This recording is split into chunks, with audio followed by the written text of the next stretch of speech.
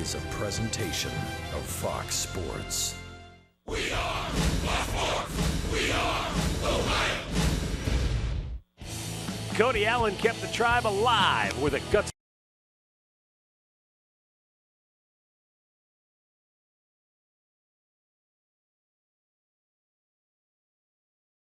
interleague ace Corey Kluber is not high on their wish list.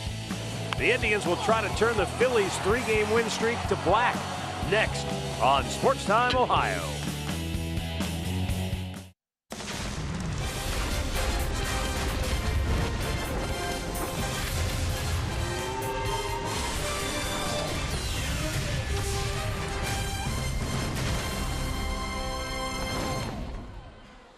Cloudy and cool here in Philadelphia, Pennsylvania. Interleague baseball, there's Independence Hall, not far, right down Broad Street, the Wells Fargo Center, where Pearl Jam is playing a couple of rockin' back-to-back concerts, and right across the street, Citizens Bank Ballpark, home of the Phillies, Indians, and the Phils 3-game weekend series.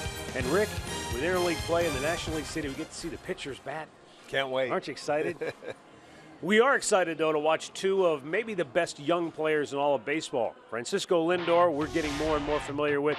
But the Fighting Phillies have a pretty good young player themselves. They certainly do. MAIKEL FRANCO, who is a very good third baseman. Offensively, if you look at his numbers last year, that comes in 80 games. So the 50 RBIs, the 14 home runs. He's a very fine defensive third baseman. And we all know about Frankie Lindor. He's off to another very good start for the Indians, and hopefully that continues this weekend. Both teams over 500. Indians trying to push to 2 games above the break-even mark. We'll have the play-by-play coming up next.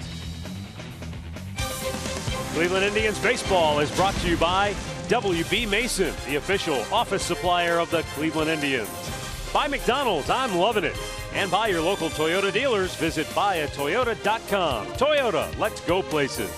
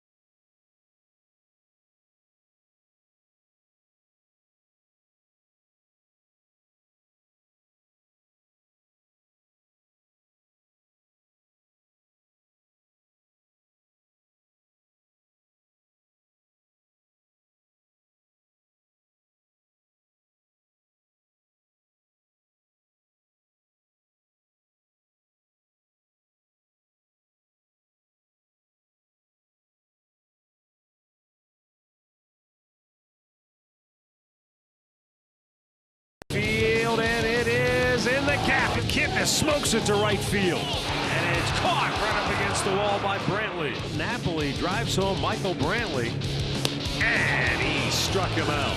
Back goes Naquin, makes makes the catch, and the Indians get out of town with a victory.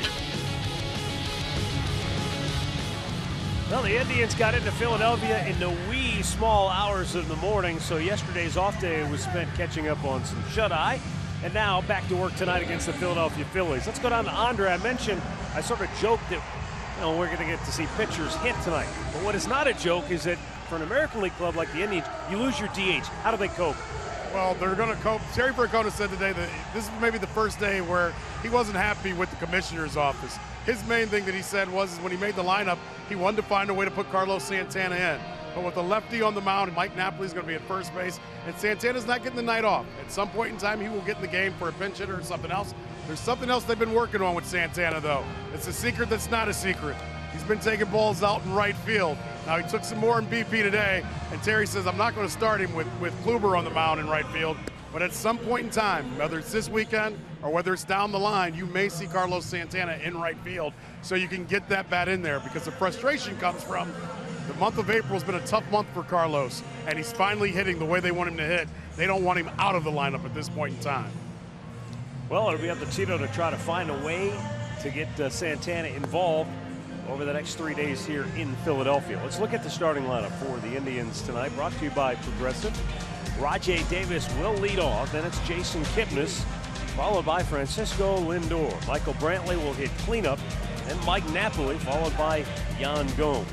Marlon Byrd will bat seventh and play right field. Juan Uribe is at third base hitting eighth, and the pitcher Corey Kluber will bat ninth. All right, Northern Ohio Hyundai starting pitcher is going to be Adam Morgan.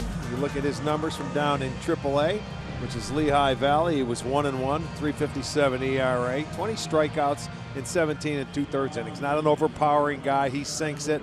He'll throw a little breaking ball, try and get you to hit it on the ground. So we'll see the approach the Indians take to him is staying on the baseball, maybe take him the other way. All right, so RAJAI Davis will step in and lead it off for the Indians.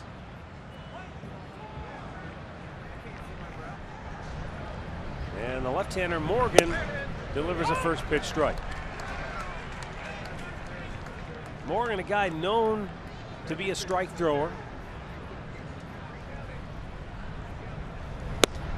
Just missed outside. Last year, he went 28 2/3 consecutive innings without issuing a walk. So that's more than 3 consecutive complete games worth of action without giving up a free pass. It was the longest streak by a Phillies rookie since those rules were officially put into place in 1958.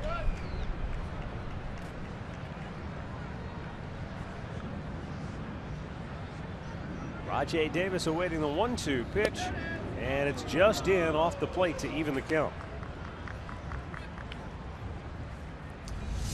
Well, he threw him a changeup the pitch before, and he throws that fastball in off the plate. See it on our Nissan pitch tracker, a little in off the plate. And Davis got a piece of that to stay alive. Our game time temperature tonight is officially 48 degrees. One of these days we'll get into the 50s or 60s. Upstairs in a full count. Yeah, it's not crazy windy, but there's enough of a breeze that it's going to make it feel even cooler than that for a lot of the folks here tonight. The payoff pitch, he got him to chase ball 4, yeah. And down on strikes is Davis, one away. Yeah, he had good patience all the way up until that pitch. Let's check the defense for the Phillies tonight. It looks like this. Lowe is in left, Herrera in center, Borges is out in right. Franco at third, Galvis is the shortstop, Hernandez at second, Howard is at first, Ruiz behind the plate. Chris Guccione is calling the balls and strikes. David Rackley at first, Larry Vanover, the crew chief, at second. Alfonso Marquez is down at third. And it will bring up Jason Kipnis. And Morgan's pitch in for a strike. Kipnis riding a 7-game hitting streak.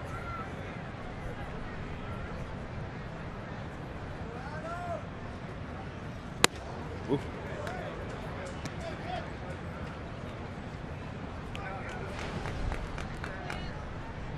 Jason against the lefties, and he's seen his fair share of them.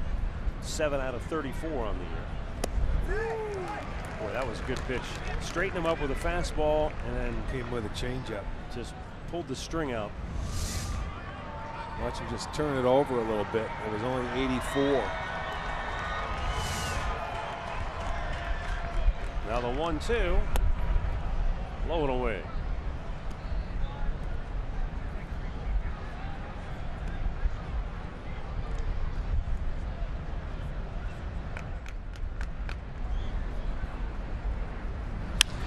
Kipnis with a ground ball right at Hernandez.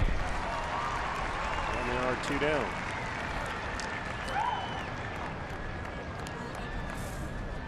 Keys to the game are brought to you by Wayside Furniture.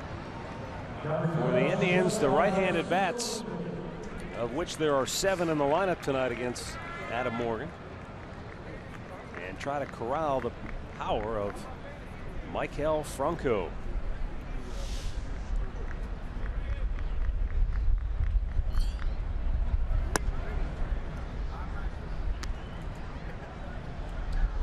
Two down for Francisco Lindor. And a foul back at a chunk of the catcher, Carlos Ruiz. And there's a guy that you would think is a benefit to so many of the young pitchers on this staff. Ruiz at 37 years old. He's been around. Yeah. You know, he caught Roy Halladay, and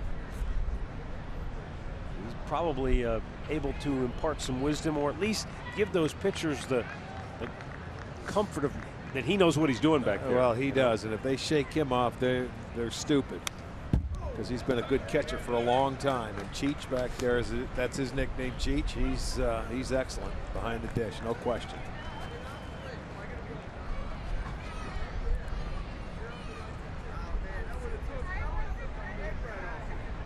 Now the 1 and the 1-2. And Lindor shoots it into right field for a base hit. That's really nice hitting right there on the changeup. He stayed back, he kept the hands back, and just served it that way. Our great clip of the game from Wednesday in Minneapolis. Lindor plugged the gap the opposite way for a double. And how about that? It's almost a carbon copy of what we just saw. He picked up an RBI and moved the guy to third base on that ground ball to second. So I'll tell you, he's using the whole field. When you can stay back on the off-speed pitches and take them the other way, you're really staying back on the baseball. So Frankie gets a base knock with 2 outs. The only other left-handed bat in the lineup for the Indians tonight, Michael Brantley.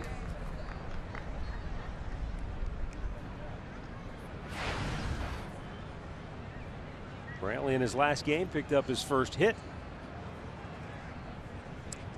And in addition, his first RBI on the year.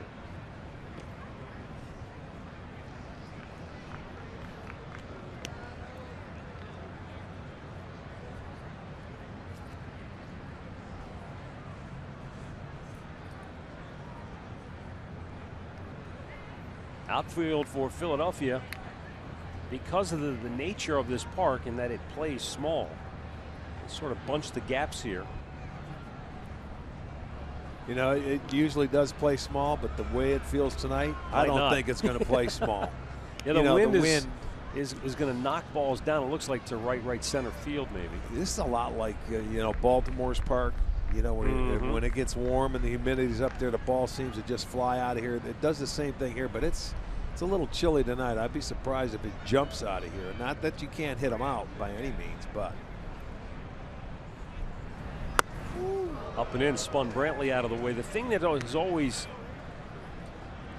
sort of caught my attention with regards to this park is how line drives can end up over the fence here. Right. You know, the ball is just, oh, it's hit hard, and then you look up and, oh my gosh, that cleared the fence. Yeah.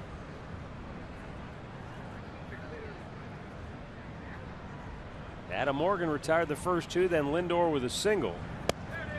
And now he goes to an off-speed pitch and evens the count with Brantley.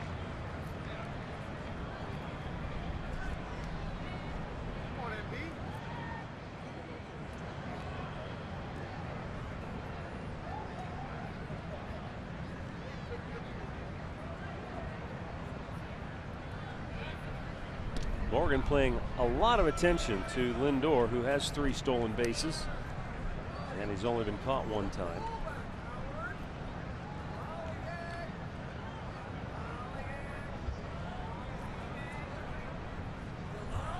Well, he's getting a lot of looks at the move of Morgan going to first base, and I know it's coming from the bench, but he should have an idea now of what that move does. Inside to Brantley. 2 balls and a strike.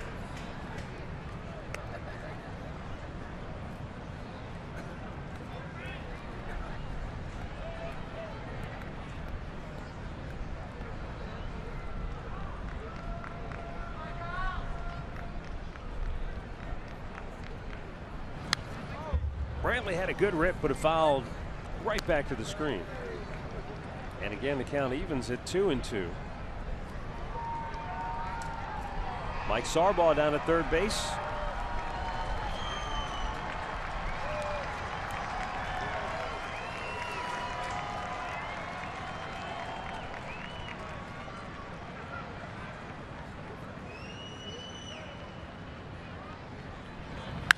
And Brantley lifts it foul. Franco, the third baseman, can't get to it. They look like they're just trying to pound Michael with fastballs and pitch him inside. Not give him anything to hit the other way.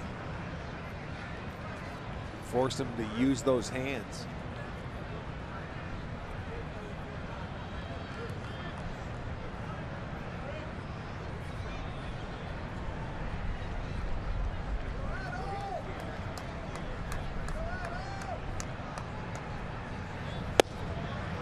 And Brantley takes a look. It's outside at a full count. No surprise here.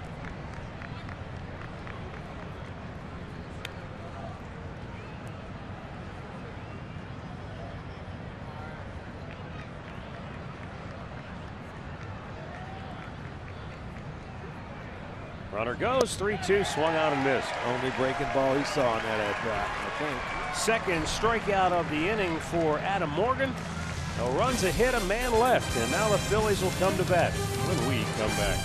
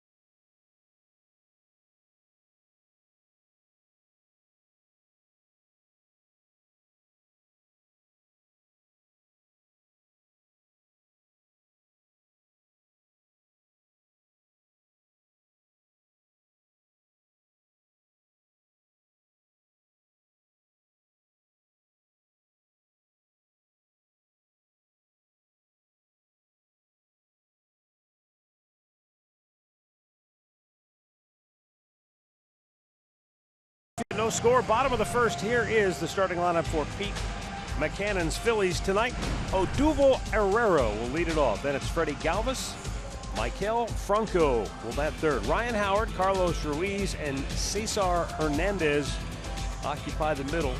And then David Lowe. The pitcher bats eighth for the Phillies, Adam Morgan, and right fielder Peter Borges will hit ninth. Corey Kluber's our Northern Ohio Honda starting pitcher. Kluber coming off his best start this year. It was a 2-hit, 8-inning performance against the Tigers. They finally scored him some runs, and he cruised to a victory. They won 10-1. Got his first win this year. Corey's been very good in interleague play.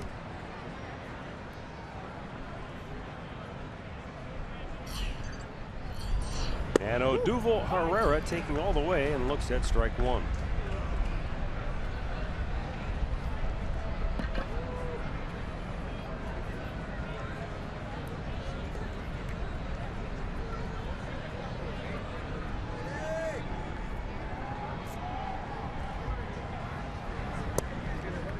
Down and in. Here's a guy that was, you know, a very aggressive hitter last year. They wanted him to work on his patience a little bit, and he comes back and he has over 20 walks on the season, so he has been very patient. Sometimes that doesn't translate, you know, with young hitters. They always want to be aggressive.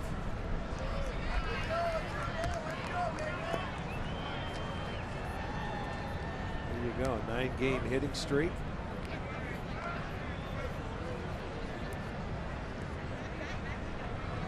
He has 22 walks on the year.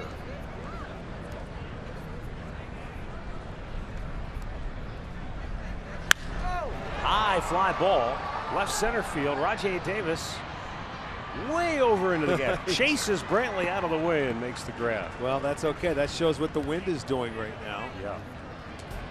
And let's look at the Indians defense, brought to you by Jeep. It's Brantley in left, and he better stay in left. It'll be Davis in center, Bird over in right. Uribe at third, Lindor at short, Kipnis is at second, Napoli at first with Gomes catching.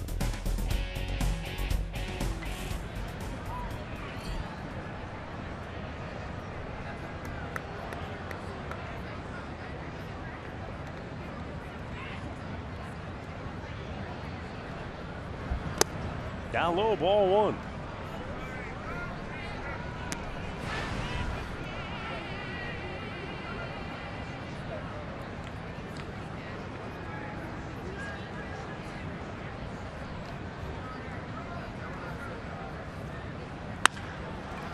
Ground ball weakly hit to second baseman Jason Kipnis, and there are two down in the first.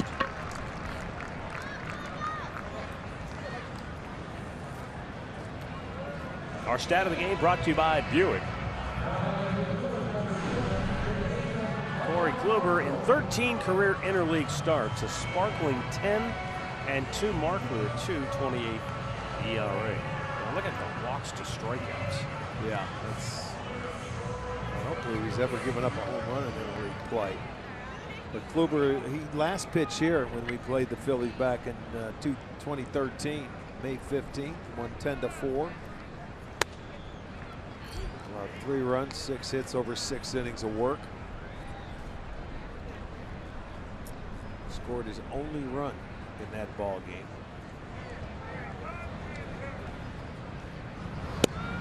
Outside corner, nailed it with a fastball.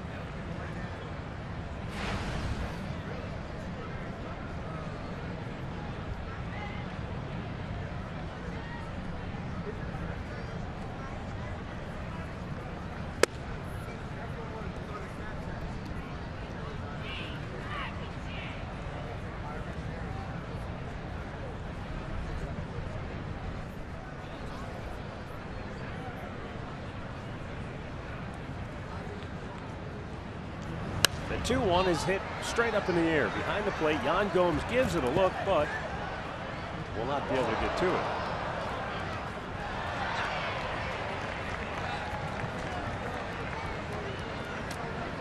Irony is a fact of life, but how oddly ironic that MAIKEL FRANCO, who had his season cut short last year, or at least lost a good chunk of it a month or so when he was hit by a pitch, broke his left wrist. The guy that hit him is now his teammate, Jeremy Hellickson. Kidding. Chopped to short. Lindor throws him out, and the inning is over. 1-2-3 first inning for Corey Kluber. No score after 1.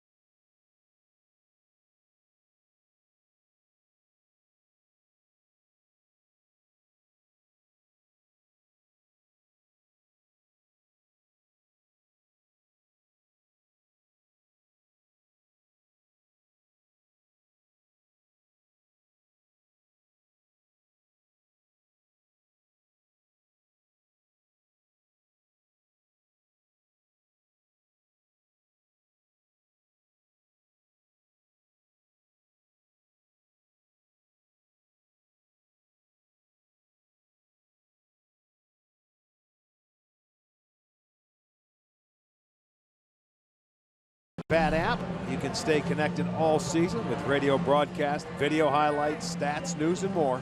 Download MLB.com at Bat, the #1 app for live baseball on your smartphone and tablet.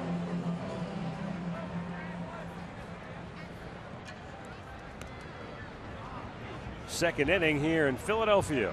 Mike Napoli will lead it off. Then Yan Gomes and Marlon Byrd.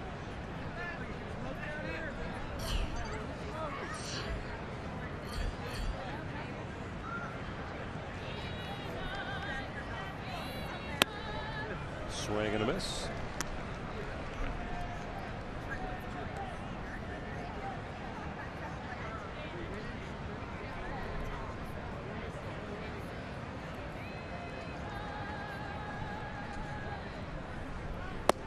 And that's down low to even the count of 1-1.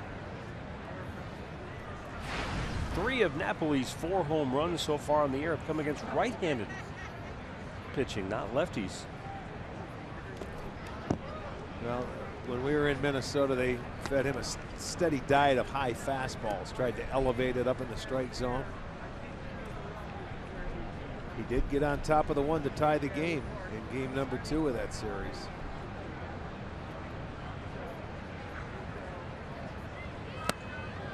Waves at it 2-2. You can see the change up, how he tries to keep you off balance.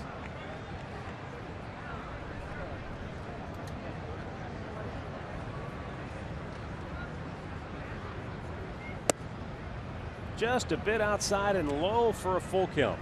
No surprise here. Napoli, the best at working the count. Always sees a ton of pitches. Yeah, Herrera's the number 2 guy behind him in all of baseball. Strike 3 called. Napoli thought it was ball 4.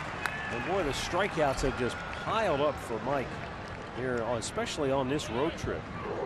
It's now 30 strikeouts. And this is 20th game played. Well, you see the fastball down at the knees. He thought it was off, but look at the view. Had plenty of plate.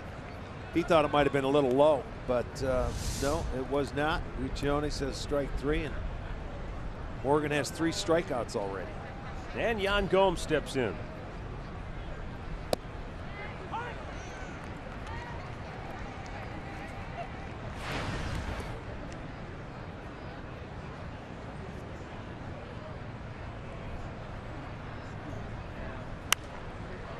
Popped him up out of play to the right.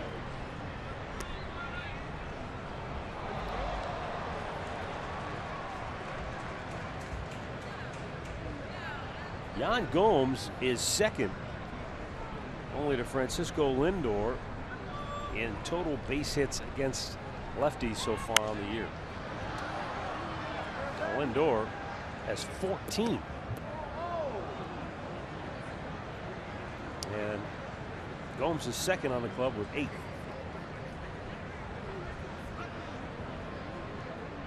Base is empty, 1 out here in the second. And Gomes takes a look, spits on it. 1 ball, 2 strikes.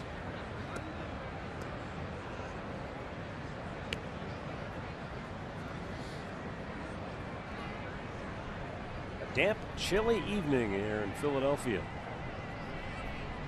And the 1-2 to Gomes. As pops up on the infield.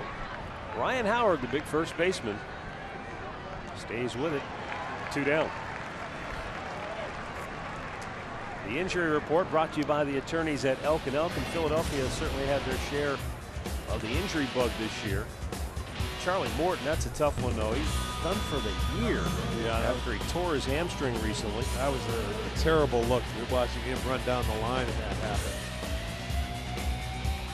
I could see how he tore it. He hyperextended that knee. It was not a pretty thing at all. Here's Marlon Byrd with 2 down on the bases empty. Swing and a miss.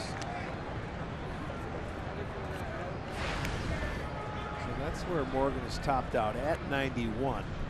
And that changeup he could throw would be anywhere from 79 to 81. He moves it in and out, up and down, and we see a little slider to go with it. It's just a matter of cutting that plate in half and staying on the baseball.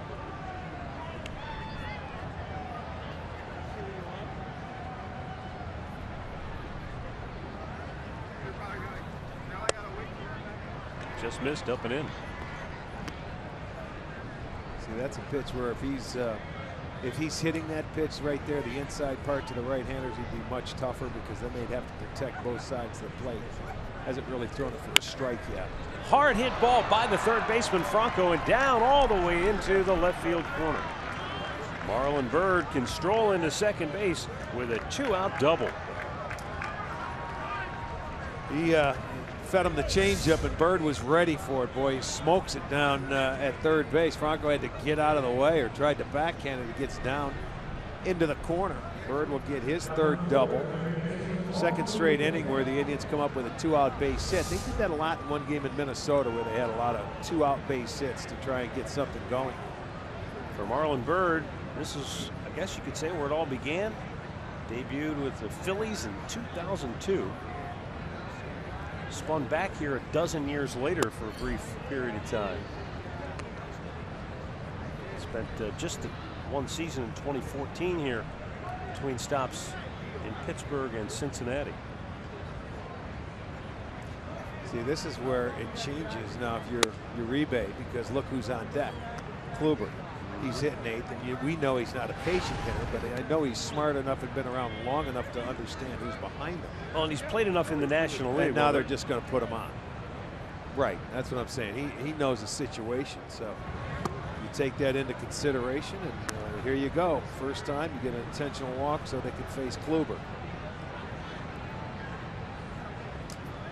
I do remember back in 13, he had a line drive in the left center field that an outfielder made a very good catch on. That was Bob McClure, the pitching coach, Pete McCann, the manager.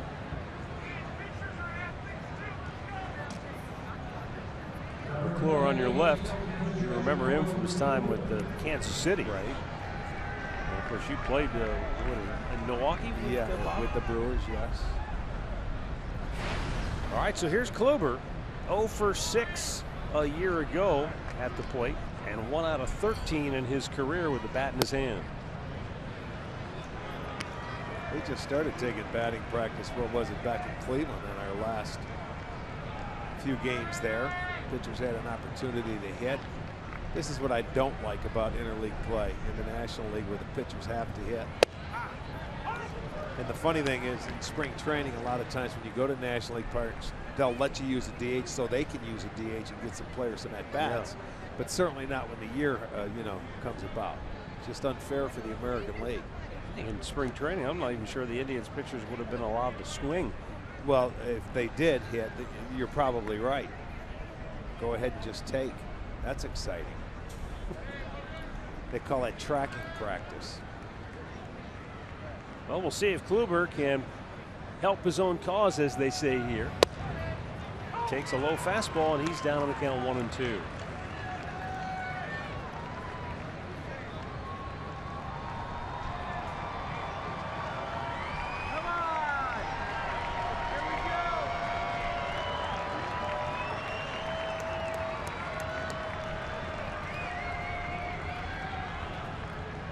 The 1-2 pitch. Check, did he go? He did, and the inning is over. 4 strikeouts for Adam Morgan through 2 innings of play. No score in Philadelphia.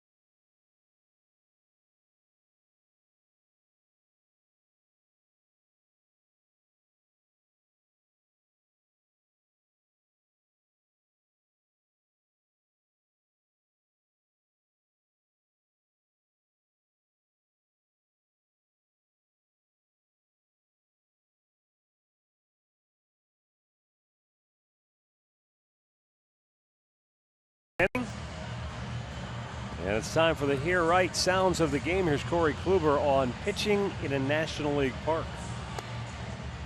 I mean, hitting in general is just because someone not used to it, it's kind of tiring. So, you know, the innings that you hit and then you go back out there, you notice that you're a little more tired when you go back out there. But, you know, I mean, I guess it's no different than when you get late in the game and you start getting tired. You just got to focus more on, you know, really making sure you stay in your delivery.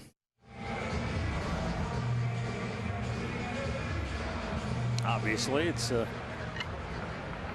just something that is different in terms of the routine. Pitchers are so routine-oriented.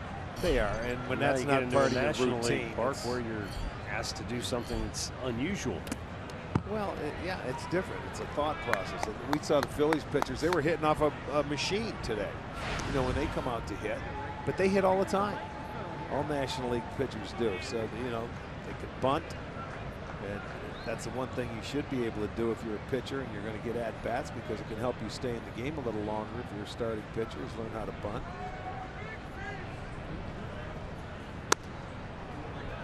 Big Ryan Howard, 4 homers, 9 runs batted in.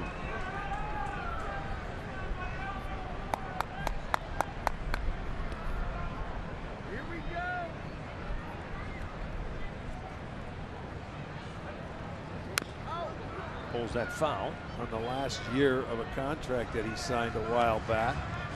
Of course, they have an option for him after the year, but you wouldn't think they would pick it up. 361 career homers. It's a good park for him to hit in. 187 here.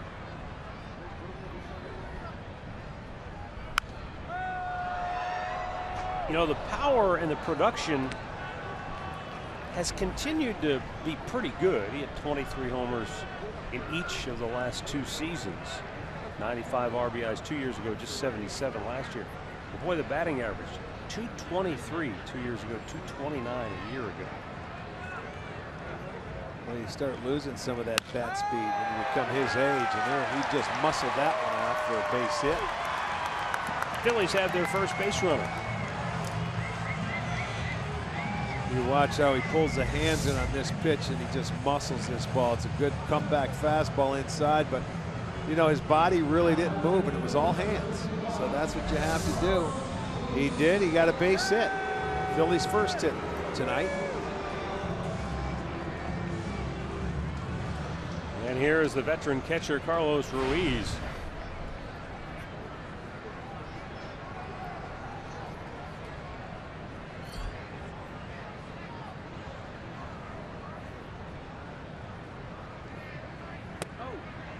The elder statesman bat back-to-back. Howard at 36 and Ruiz at 37.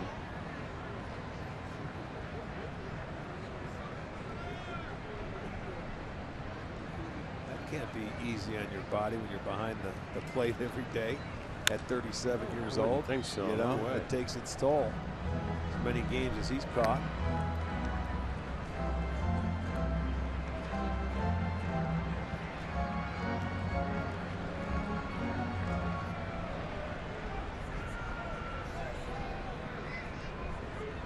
Ruiz still swinging a very productive bat. You see the average at 294. 3 homers, 5 ribbies. Punches one fouled on the right side out of play.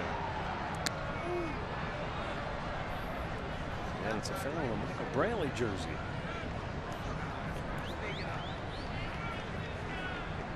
The camera wrapped around his neck. Well, he got the baseball. Yes, he did.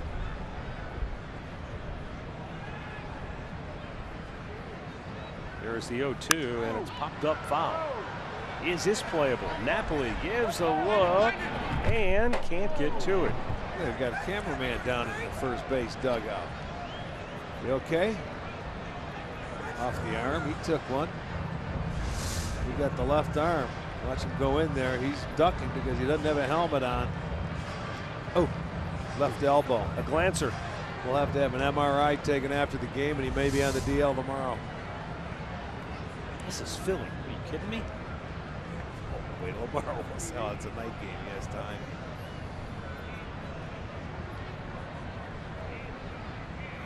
2-strike pitch. And a foul right back.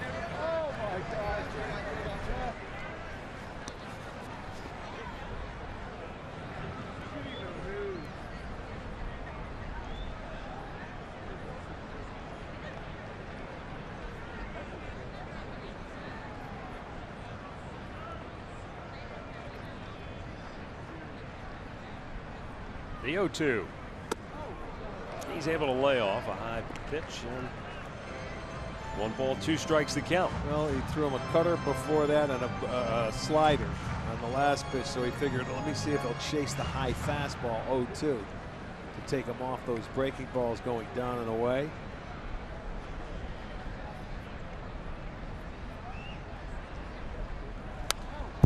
Good fastball down and away. This guy's got a nice at-bat going, falling off some tough pitches.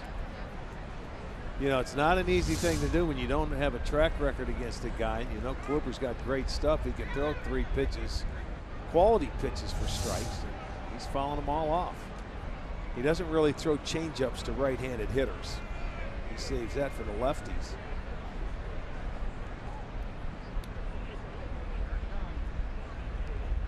And he got him with that cutter. First strikeout of the night, 1 down.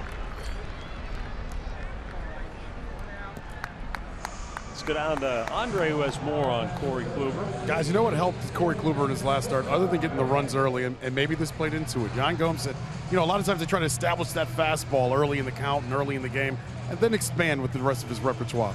But once they got a lead in Detroit, he was able to go out and throw all of his stuff early in the game. It kept him aggressive throughout the game. It's something they wanted to carry through tonight. Well, we'll see how it develops for Corey Kluber. As Cesar Hernandez swings and misses.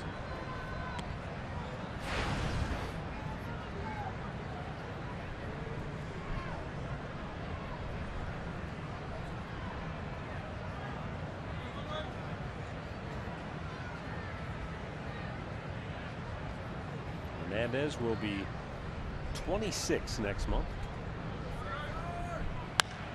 Chops to first. Napoli steps on the bag. Throw to second. Easy double play. Ends the inning. No runs, a hit. Nobody left. We've played 2 in Philly. No score.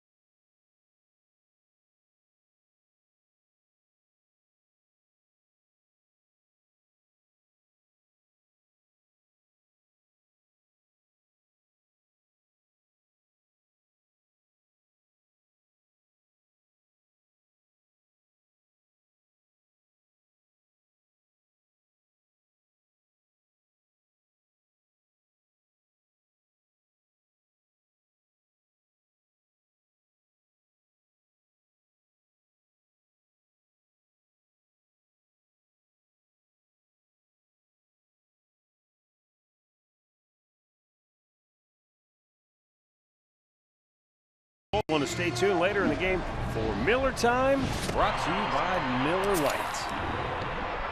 Out here in the elements might be almost too frosty for a Miller Lite.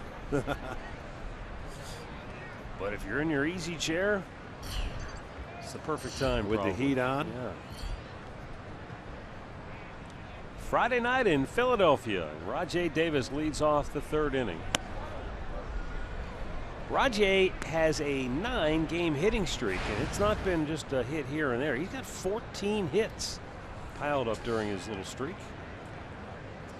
Well, he had a really good at-bat going in the first at-bat, laid off some tough pitches, fouled off a couple pitches, but he ended up chasing the 3-2 pitch out of the zone.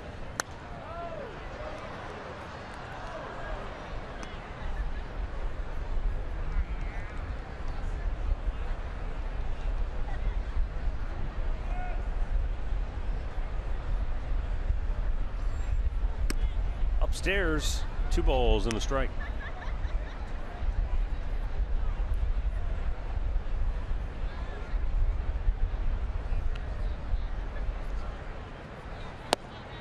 And he swings right through it. 2-2.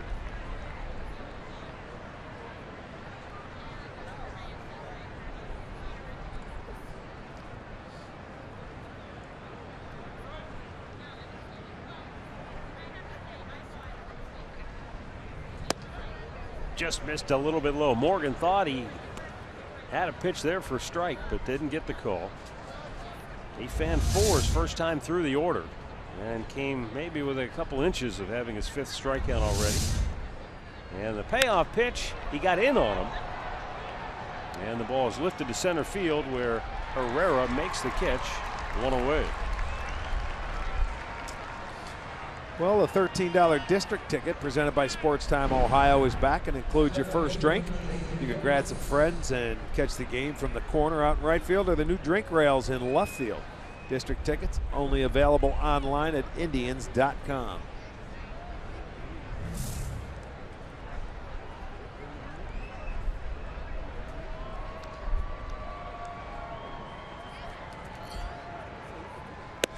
Jason Kipnis leading, or looking, I should say, at a pitch over the outside corner for a strike.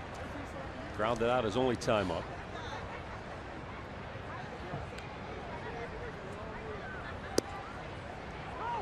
This Philly pitching staff now is not allowed to run in their last 24 innings. They're coming off 2 consecutive shutouts in Washington, where they swept the Nationals before heading home last night.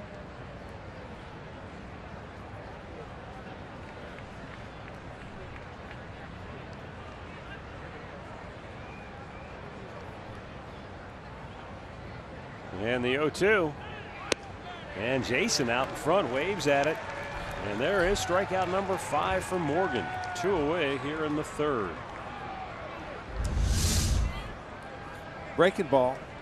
Here you'll see the swing by Kipnis. He swings through it.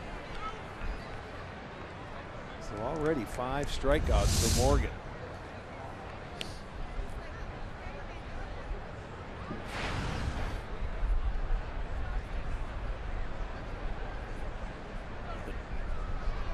And the pitch to Lindor is down low, ball 1. Lindor had a 2-out single through the right side of the infield in the first.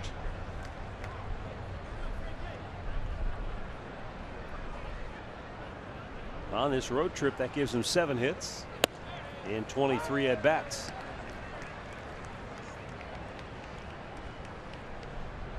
Road trip started with a 3-game sweep of the Tigers in Detroit. Then they lost the first 2 in Minnesota before winning the series finale.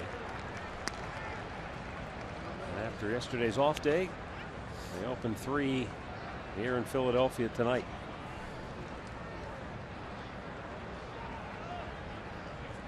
Now the 1-2. Big curveball high in the air right field. Borges calls for it, and the former Angels outfielder makes the catch. The Indians quickly go 1-2-3 here in inning number 3.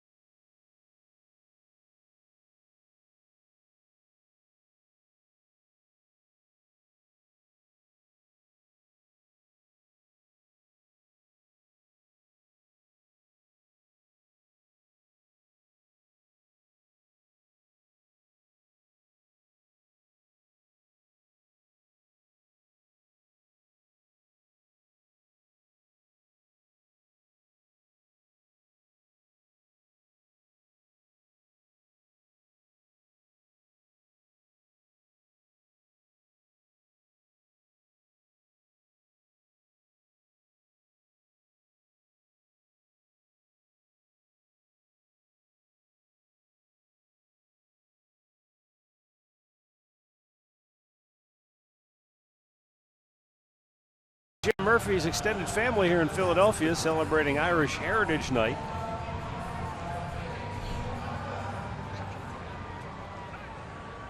They were rocking that about 15 minutes before the game on the field with the kids. Would you call that rocking? Yeah. Okay. For Irish music, Irish yeah. music is not exactly rocking. Well, the people down on the field were. They were dancing. David Lowe swings at the first pitch, and Davis once again covering a lot of ground, runs it down. One away here in the third.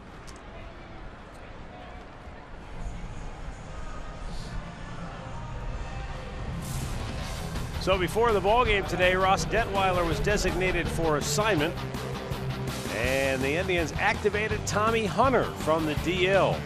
And he was throwing the ball very well and figures to help the Tribe at the back end of the bullpen. He's a former closer. Detweiler being designated for assignment means the Indians have some time to potentially trade him or expose him to the waiver wire. If he clears, then they could option him. It's 10 days, I believe, isn't it? Something like that. Yeah. Adam Morgan, the pitcher, batting in the number 8 spot in the order. And a lot in Philadelphia has been made about that move by manager Pete McCannon that may have coincided with the Phillies offense getting a jump start, but it was also pointed out to us that Odubel Herrera moved into the leadoff spot, and that may have had more to do with Phillies offensive uprising than moving the pitcher from the 9th spot to the 8th spot in the batting order. But here's how the media words it. You know, they've won 6 of their last 7, and they've scored 35 runs, which is an average of 5, which they were averaging 2 prior to that. So they say it's when Pete moves the pitcher up to the number 8 hole. But you're right, Herrera's been the guy that's been unbelievable in the leadoff spot. It also gives him good speed back to back, because Borges, we know from his days in Anaheim, can fly.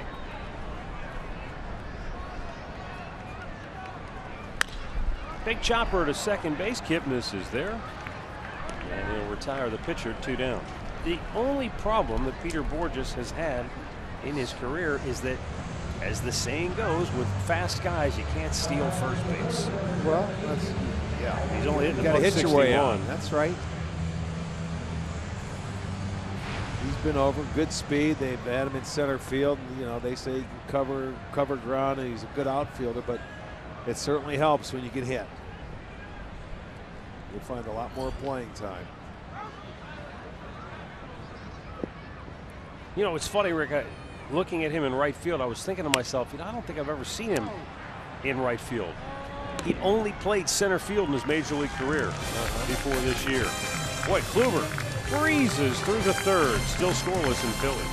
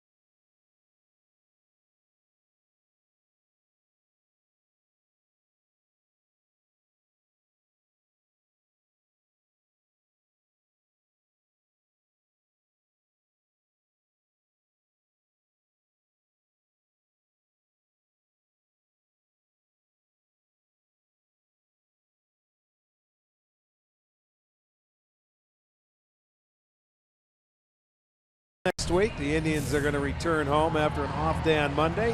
They will face the Detroit Tigers, who are coming to town Tuesday, Wednesday, Thursday. As you remember, we started this road trip sweeping the Tigers.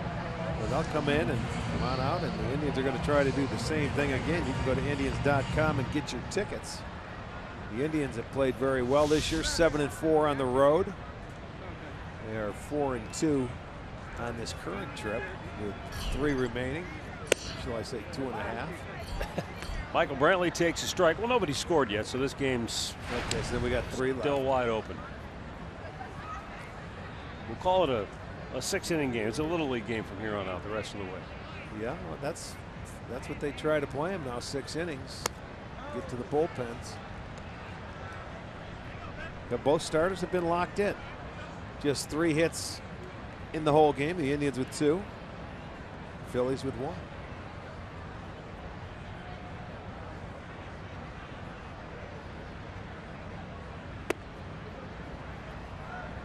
One ball and 2 strikes.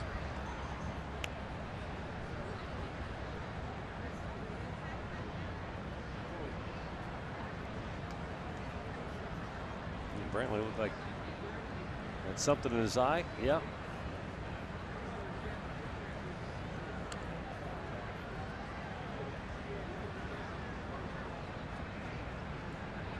The 1-2 pitch is hit high in the air. Deep right center field. Borges back, and that ball just died. Look at that. There's nothing. I mean, just died. I know. It looked like it jumped off the bat as soon as he hit it, but it didn't even get to the warning track. Looked like a really good swing. There's the breaking ball. He gets it with 2 strikes. Borges started back, but watch him come in. I've got enough. You're going to have to hit it hard tonight. Now that I look out at those flags, there's a little more wind out there than I realized initially. Mike Napoli. Those are the flags in straightaway center field, but there's some flags that are just to the right of right center field. Outside the ballpark. Yeah, and you can see those babies are really rippling. They're hard to see from that right angle. above the upper deck. Yeah. Napoli takes, it's a fastball at the knees for a strike. He was called out on strikes his first time up.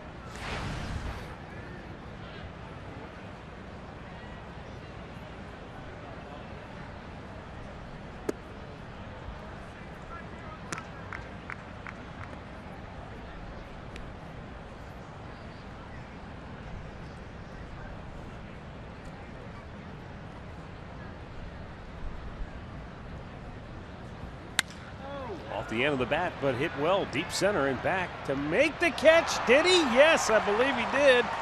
Oh, I mean, I don't know how in the world he ended up catching that, but Odubel Herrera went down, looked awkward in doing it, but he secured the catch. Well, that ball had topspin. Look, he adjusted though, and he gets the glove right underneath it. He did. He ended up catching it. He broke back thinking that ball was smoked over his head, and then the topspin starts coming down on him. But he made an adjustment. Doesn't matter how ugly you look, as long as you catch the ball, and he did. You know, sometimes, and that ball might have had a little knuckle to it, right? I mean, there's a couple times when a guy hits a ball right on the nose, it can act like a knuckleball and bounce out to you. Which is, it doesn't happen often, but it certainly looked like it did that time. Boy, he hit that ball hard. And a first pitch strike to Yan Gomes. Gomes popped up on the infield his only time up.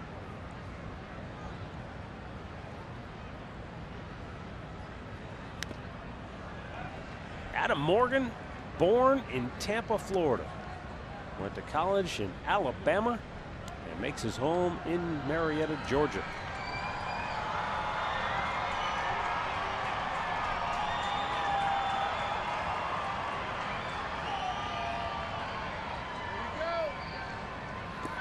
Gomes swings and misses and strikes out to end the inning. 6 Ks from Morgan. He has set down 7 straight Indians hitters, and we are scoreless middle of the 4th.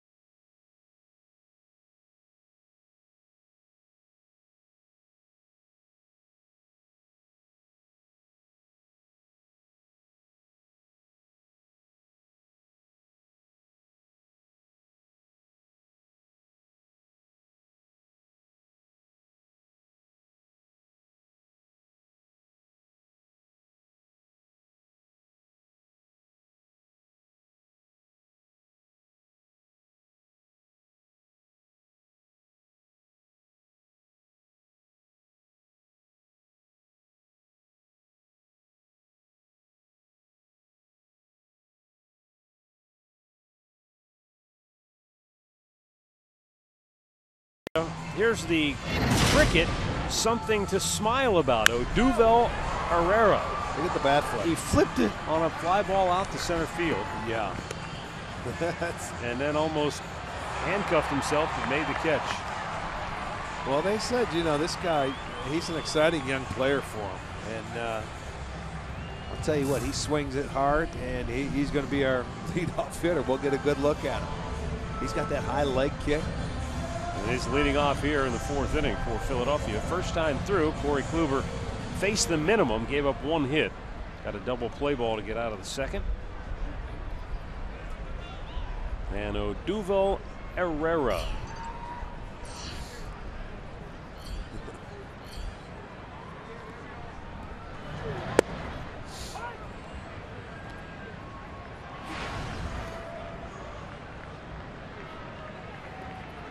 You don't see many center fielders with number 37. It's kind of a pitcher's number, Yeah, isn't it? that's what I would think, yes. I don't know, maybe that's his very first one. He likes it. There's a fly ball to left field. Routine play for Michael Brantley, 1 away.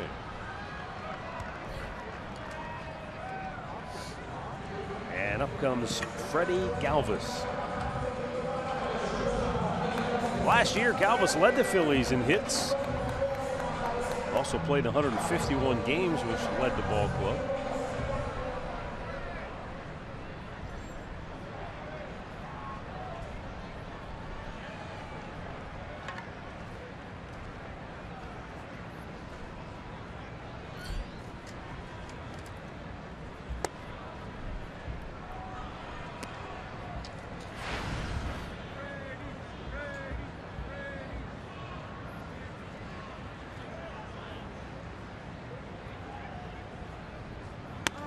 Missed inside.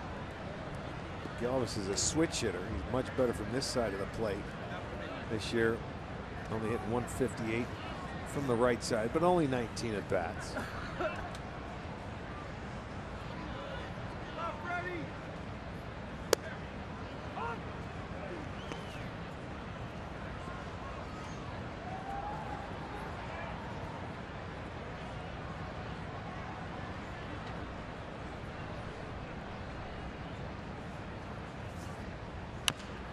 Slowly tapped up the first base side. Kluber can't get it, but he recovers nicely to go to the bag as Napoli scooped it, flipped it, and there are 2 down.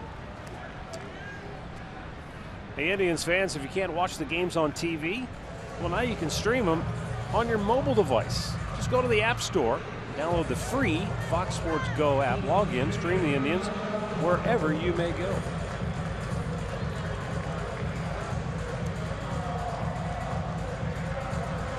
Corey Kluber was the Cy Young Award winner in 2014. And last year, he pitched 13 fewer innings, gave up 18 fewer hits than he did in the Cy Young Award year, but gave up 20 more runs. So what does that really tell you? Well, sometimes, as we say, timing is everything. And last year it seemed like, and so far a number of times we've seen early this year, he gives up that 1 hit maybe late in the game, right before he's ready to come out. And instead of getting out of a game where it's 2-1, now it's 4-1. Well, or just that one extra couple of runs that get home late in a start for him. That's well, what I think about it, when I can remember last year, Tito left him in games a little longer. And there were times where you might take him out of a ball game prior to that, and he was able to get the out he had to get. But it seems like he had a couple of games against the White Sox that I can remember. You know, you stretched him out, and if he got that out, he'd be fine. But he gave up a hit, and they ended up giving up 6 runs as opposed to 2 or 3. Mm-hmm. And, you know, that's the difference. Timely hitting, getting guys with 2 outs. It's a fine line. The 1-2. I mean, I think too many times we focus on the wrong numbers or looking at the wrong statistics to try and analyze what happened. I mean, Kluber was 18-9 in the Cy Young Award year. So last year, if you just look at the record, 9-16, you think, whew. But the ERA last year was still only 3.49. That's still very good. It's not head of the class Cy Young good, but it's still really good. When you have a year like that, you win it. Everybody expects you to come back and do that or better, and you can't. That's like a perfect year. When you have a Cy Young year, when you have an MVP type season as an everyday player, those are tough to duplicate, and everything has to go perfect. Well, Kluber is perfect here in the 4th inning, and now he has retired 8 straight Philly hitters.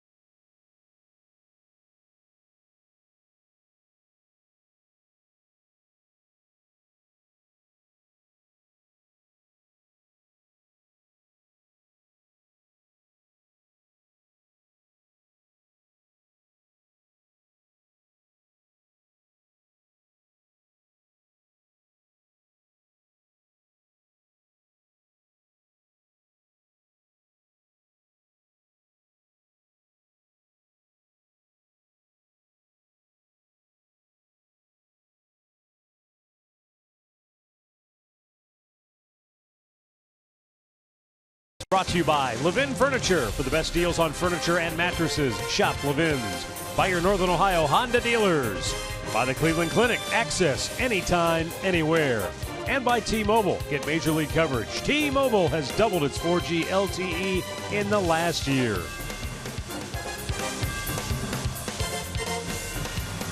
No score, 5th inning.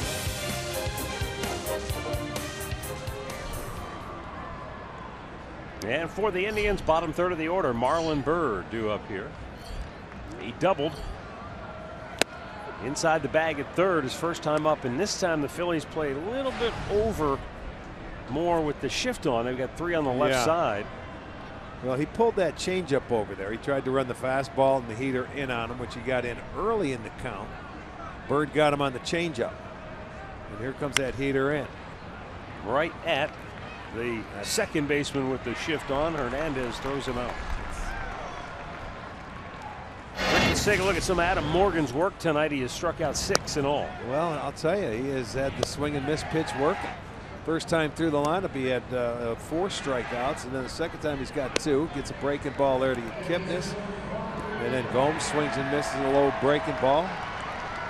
He walked 1, and that was intentional. That was Uribe last in the 2nd inning when he had to face Kluber. He had 2 outs and a man on second, so he just put him on. Juan Uribe with that intentional walk, his first time up, stands in with the bases empty.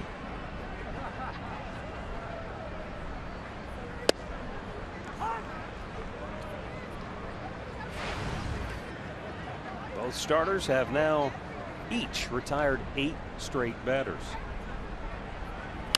Uribe sends one high in the air to left field. Back goes low and makes the catch in the middle of the warning track for out number 2.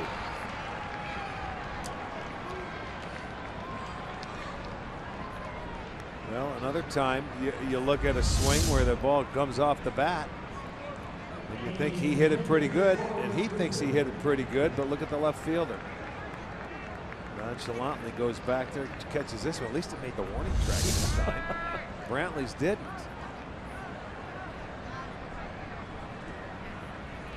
Corey Kluber getting his second chance to bat tonight, takes a strike.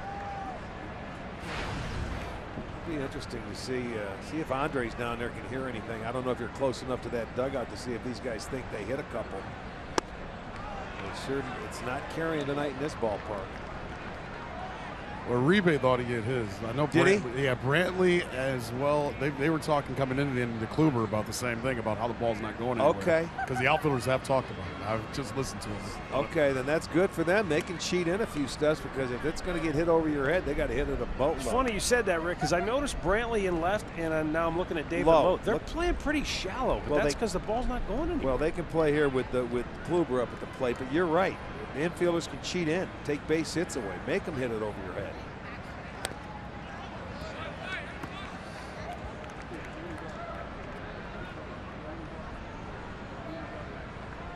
Playing like a real ballpark tonight. 1 ball, 2 strike count.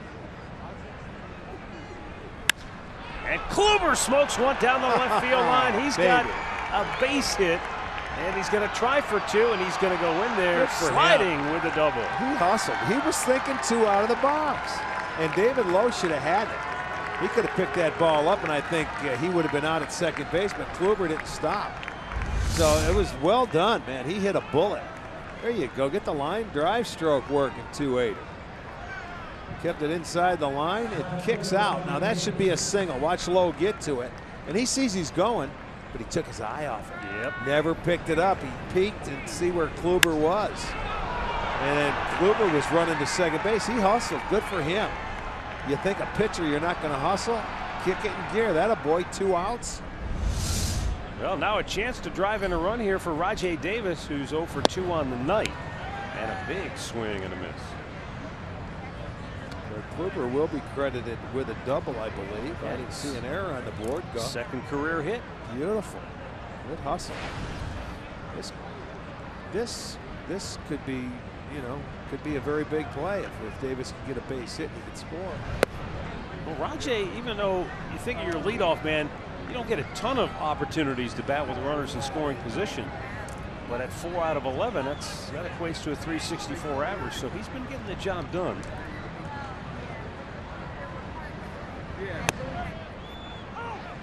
And that strike goes against him, puts him in the hole 1 and 2. Only the 3rd hit of the game for Cleveland.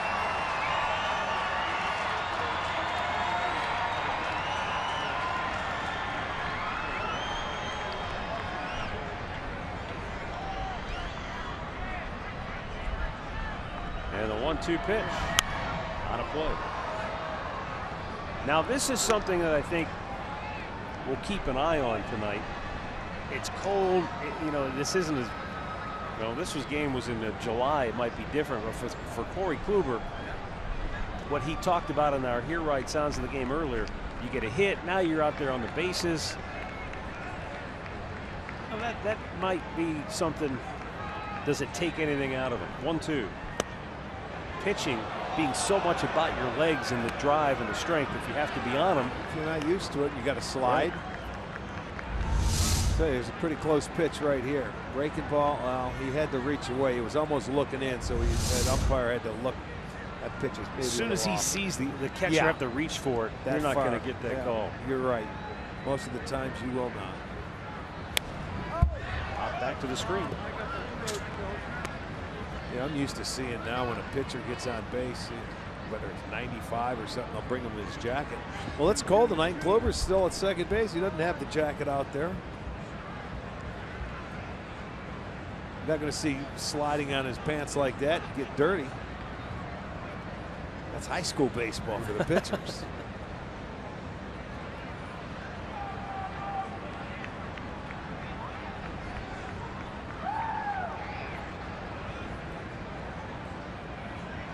Well, Kluber's in scoring position with a 2-ball, 2-strike count.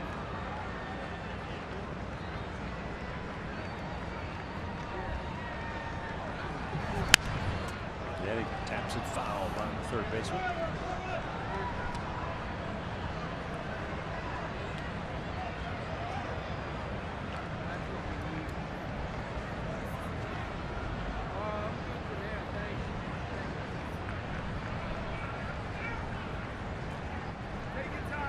Court Barry Tripp tells us that's the first extra base hit by an Indians pitcher since CeCe homered against the Dodgers back in 08. Oh, way out in LA. He hit that ball a ton, too. That's 8 years. Yeah. Well, I was thinking, you know, Jake Arrieta, as great as he's been, Trevor Bauer got a base hit off of him last year. Wrigley Field. Speaking up, he'll get his chance to swing tomorrow night. He's starting the ball game here. Now the 2-2. Smashed into center field. Davis drives home Corey Kluber. And the Indians will play from in front tonight as they lead it 1-0. All right, how's that double look now from the hustle of Kluber? With 2 outs. He didn't just nonchalantly run down to first base. He got himself in scoring position, get a big base hit here by Davis. And the Indians jump up top. That's great. Good baseball right there. Nice hitting by Davis. And the Indians will take a 1-0 lead. That Corey Kluber, who has been a victim of poor run support, helps his own cause with a big 2-out double. And then comes home on the RBI hit by RAJAI Davis, who has extended his hitting streak now to 10 games. It's a 10-gamer. He's in double digits.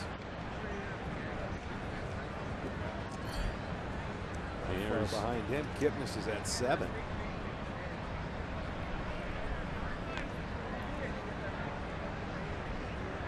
Jason grounded out in the first inning and then struck out in the third. We go back to the American League action. Tito might let Kluber hit for himself.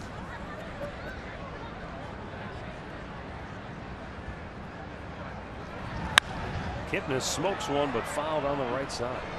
That guy catch that? I don't know, but I mean, even putting your hands up there in this weather is crazy. I don't care if you have a glove or not, it would sting. Let alone a bare hand.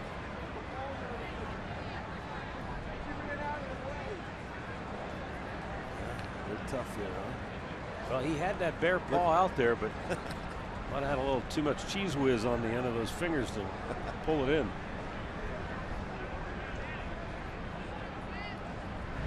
Oh, throw it by him. 0-2.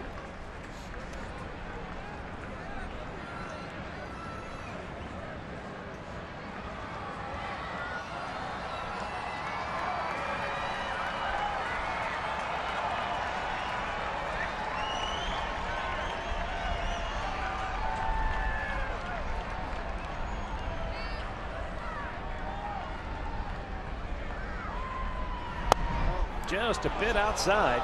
Tried to get him to go out and chase, but Kipnis not. Well, it was also a good call if Davis on first base on an 0-2 count wanted to try to steal. It was almost like a pitch out for Ruiz behind the plate, or a good pitch for him to come out and throw on if Davis chose to run on that pitch. Now Jason launches one to deep right field. Back is Borges. He's on the track at the wall. He's out of room. It's out of here. Jason Kipnis with a 2-out, 2-run homer makes it 3-0 Cleveland. Finally, the Indians get one out of here. They've flirted with a couple of long fly balls tonight, but this time Jason, he smoked it. He popped it pretty good. Oh boy, I'll say. I kept looking for that thing to die a little bit, but he catches the breaking ball and it's down in the zone, and he hit it a ton.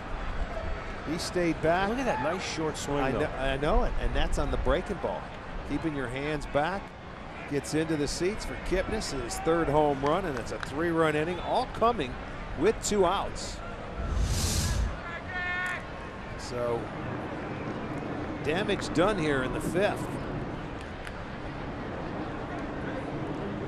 All started by Corey Kluber. Well, I made the little smart alecky remark when we came on the air about, aren't you excited to see the pitchers tonight? And what happens? It started. It's Kluber, yeah, who gets it started with that double. And that ball was smoked. That wasn't any broken bat bleeder. No, he hit that ball hard. Look at Speaking of broken bat, that split right in half. That sure bat did. Completely. He's got one long piece in one hand, one long piece in the other hand. You gotta have termites in that bat. Watch right off the end, and look at it. It came straight down too, right into his hand. Maybe you can send that up here, we'll start on fire. It'd be nice to make a little fire tonight, That's wouldn't it? What I'm talking about. Send that couple pieces of wood up here.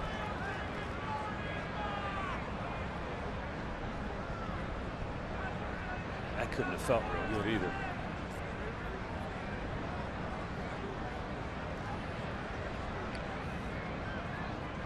Rick, I can't believe Morgan's already thrown 93 pitches. Well, he's been in deep counts, a lot of deep counts. Oh. You know, he hasn't been getting early outs on 3 pitches or less. He had full counts. I think Davis had 2 full counts. Yeah, and it was 2-2. So there's been quite a few deep counts by Indians hitters, although he's missed a couple of times on close pitches that were called balls.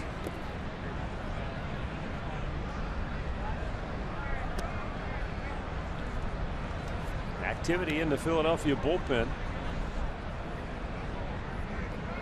as the Indians have put 3 on the board here in the 5th. Corey Kluber staying loose in the dugout. Yeah, and they stopped that shutout inning streak by Philadelphia. What is it, 26 2/3 innings that they had zeros on the board. That's right. Phillies definitely have some good young pitching. We're going to see one Sunday for the Phillies. Lindor goes chasing and strikes out to end the inning. But it all started with a 2-out bases empty double by Corey Kluber. And then RAJAI brought him home and Kipnis cleared the bags.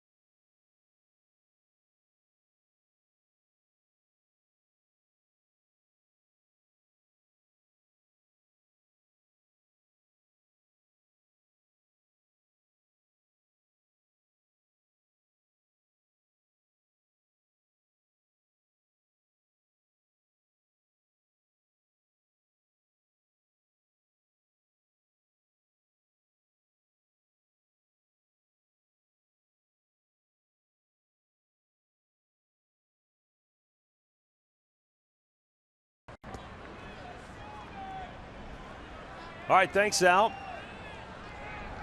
Corey Kluber with a 3-0 lead goes to work against Ryan Howard.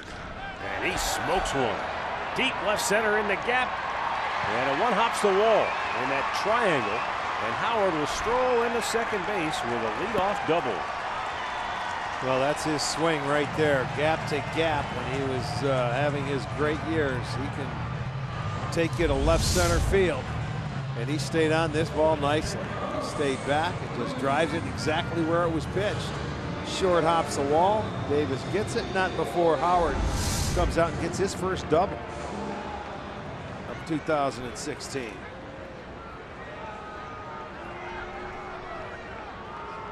And that will bring up Carlos Ruiz, who struck out his only time up.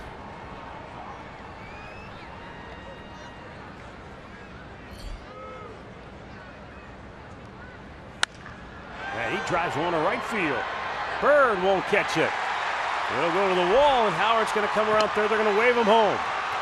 And the throw goes in towards second base, and the Phillies come right back and get on the board on back-to-back doubles to open the bottom of the fifth. And so, as I said, something to at least keep an eye on.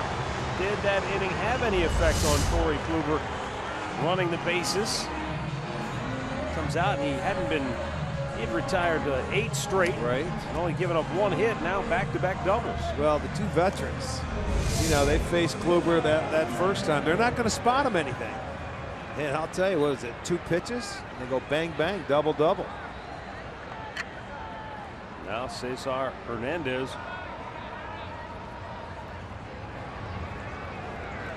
Uribe in on the grass at third. He's looking for a bunt. Well, that's the type of team that Philly is. They have to manufacture runs. They're not a big come-from-behind team where they go out and they're going to hit a 3-run homer or this or that. They're going to have to manufacture a lot of times throughout the course of the year to get on the scoreboard. But you're getting down there to that part of the lineup where, well, they'll have a pinch hitter coming in anyway. The pitcher hits. Well, speaking of that scoreboard, first place Chicago White Sox trail Baltimore 3-1 in the 6th. Jonathan Scope is driven in a pair for the O's. And Detroit, RBI singles from J.D. Martinez and Victor Martinez. They lead Minnesota 3-0 early in the Twin Cities. 2-0 pitch. Off the outside corner.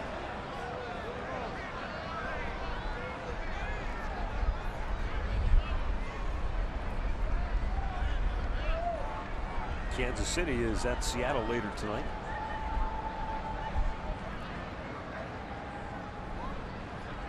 The 2-1. Pulled to first. Off the glove and wrist of Napoli. And everybody's safe. And that caught Napoli somewhere pretty flush because that thing bounced. He was wincing. That bounced hard. Never got him on the forearm or on the wrist. Let's take a look. That bounced hard. Is that the wrist? Yeah, I think it was. Boy, that deflected and it bounced a long way. They're going to give Napoli an error, so it's 1st and 3rd now, and the inning continues.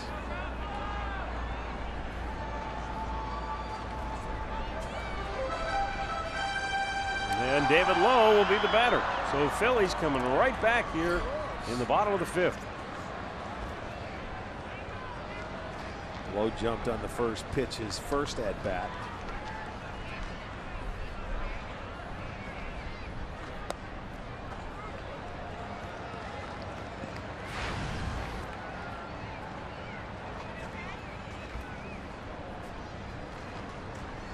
Were those shutdown innings?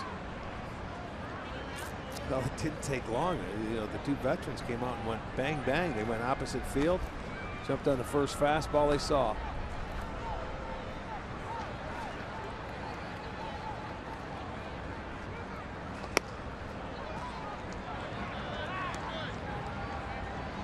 Well, now David Lowe sitting in a 2-0 count. You've got the pitcher's spot on deck, but they've got a pinch hitter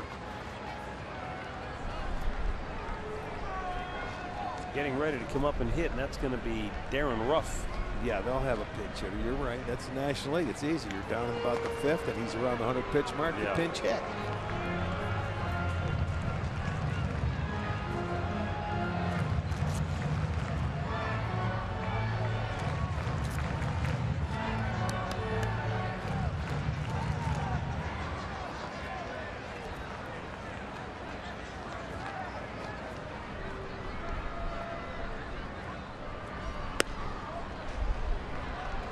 It's 3-0. How long before the Indians bullpen might start to get busy? For whatever reason, Kluber, even though the pitch count is fine, it's starting to come apart on him here.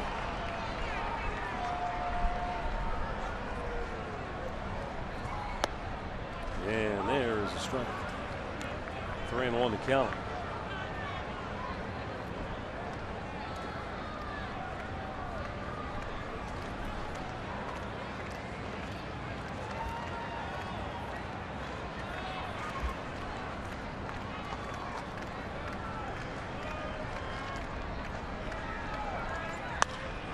base hit, right field, another run is in. Ruiz scores. Hernandez on his way to third. Bird's throw cut off. And the Phillies just changed places. It's a one-run game, and the tying run is 90 feet away. Well, that's what happens when you get the hitter gets the count in his favor. Lowe got a pitch to his liking, which was low, and he smokes it into right field. So as you say, they just changed spots. They first and third. And look at that ball. He picked it up right off the ground. And boy, oh boy, did Hernandez have to get down at first base. He was lucky. But he's able to get to third base. Bird throws the ball in, so they come right back. They close it to a 3-2 game, still first and third. And you're going to get their starter out of the game because we're going to have a pinch hitter. Boy, this has happened quickly. Well, Darren Ruff.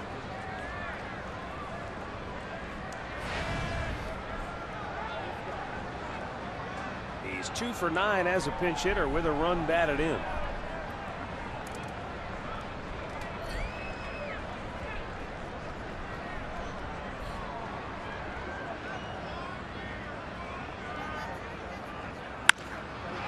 the middle. Lindor cuts it off. Goes to Kipnis for one on the first double play.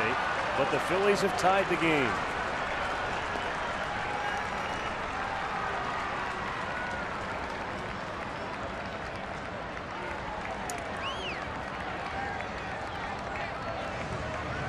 So Philadelphia comes right back in the first three, all reach and all score to knot it up.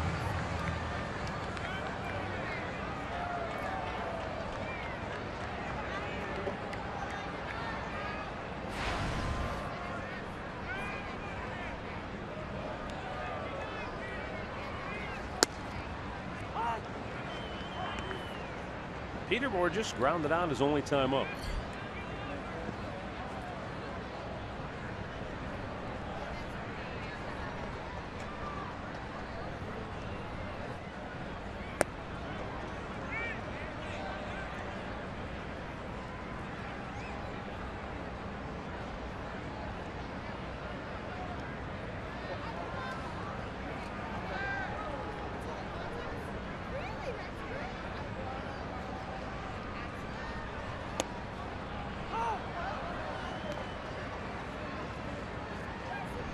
One ball and 2 strikes. They count on Borges.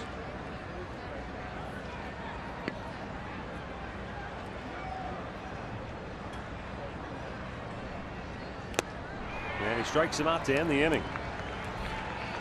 5 in the books in Philadelphia, and we got a new ball game tied at 3.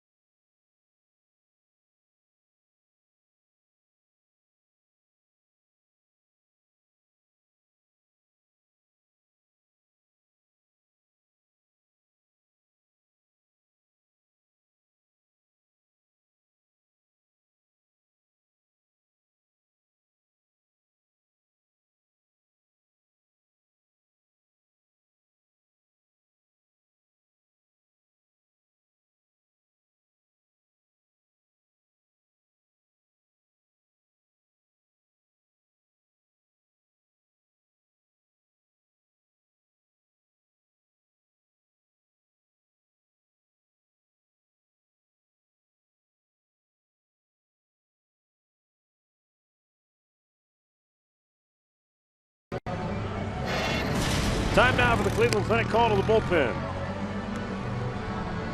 Adam Morgan went 5 tonight. He leaves with a no decision.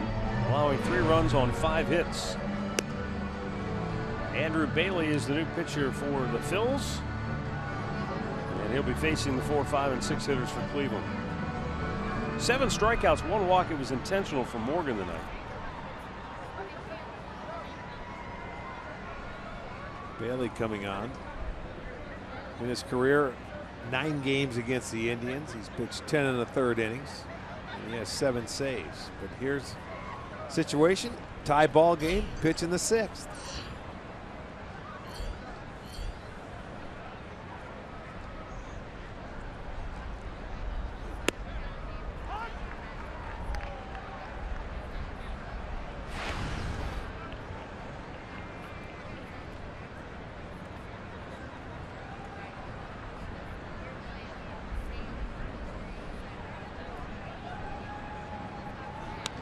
And a foul back.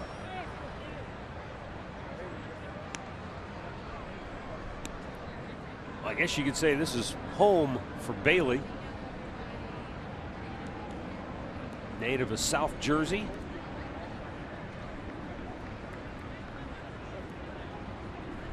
Went to college at Wagner in New York.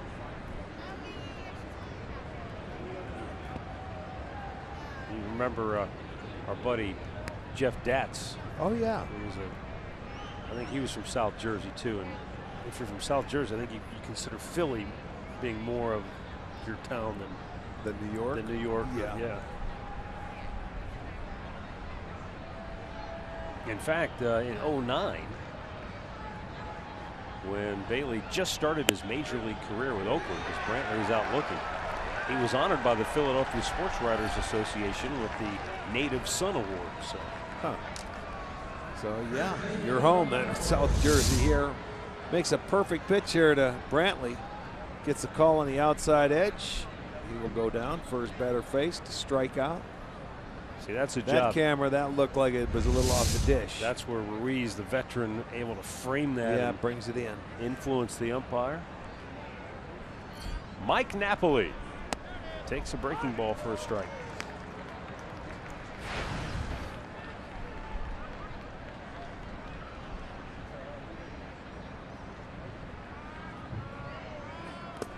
I mean, I remember when Bailey burst onto the scene, it was like, whoa, how about this guy? I mean, he 68 games as a rookie with a 1.84 ERA, 26 saves for the A's. And, you know, he followed that up with a pretty solid sophomore season.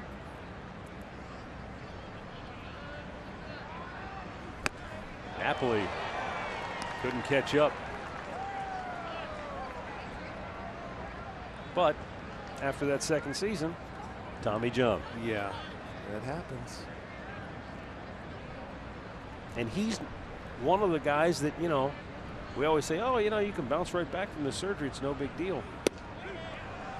He's been able to come back and pitch, but he hasn't ever really been the same guy. Now this is a cut fastball here. Watch the little run to it at the end. Right at the end, Ruiz goes out and makes the play. There's a good angle coming in from this side. Boy, tough pitch to hit. I can't believe he got that called. Well, the same thing looked like Brantley too from that angle. I like that shot because center field, you're not directly behind. You get a better idea if it has the plate. And a lot of times people will sit at home and say, how can't you swing at that pitch? Well, it's not on the plate, and those guys are programmed not to. Now, if it gets called, there's not much you can do about it. But I'm guessing, you know what? If it's an inch or so off the plate, you better swing or protect or foul it off. Oh, boy, nice change of pace. Gomes way out in front of it. 0-2. Yeah, so far this guy has pretty good stuff coming at you. This looks like the old Andrew Bailey. Fastball, cutter, curveball.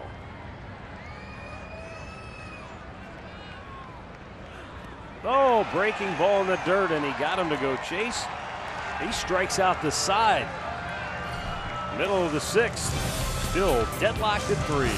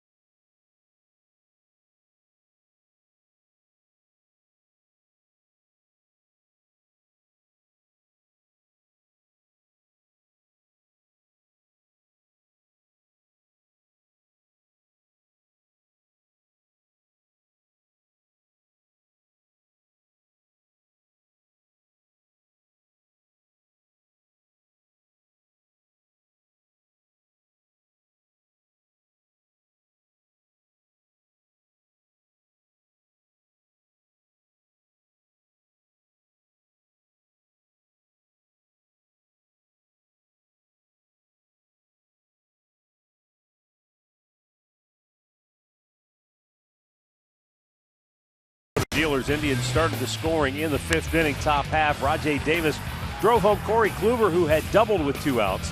And then Jason Kipnis hit a 2-run homer. It was 3-0. But on the next 2 pitches in the bottom of the 5th, the Phillies came right back. And they would score a pair and then tie it up on a double play ground ball. And we're even at 3 apiece. Ryan Howard doubled, Carlos Ruiz doubled to open that bottom of the 5th inning. And Philly able to get themselves right back in it. Top of the order, Odubel Herrera 0 for 2 on the night.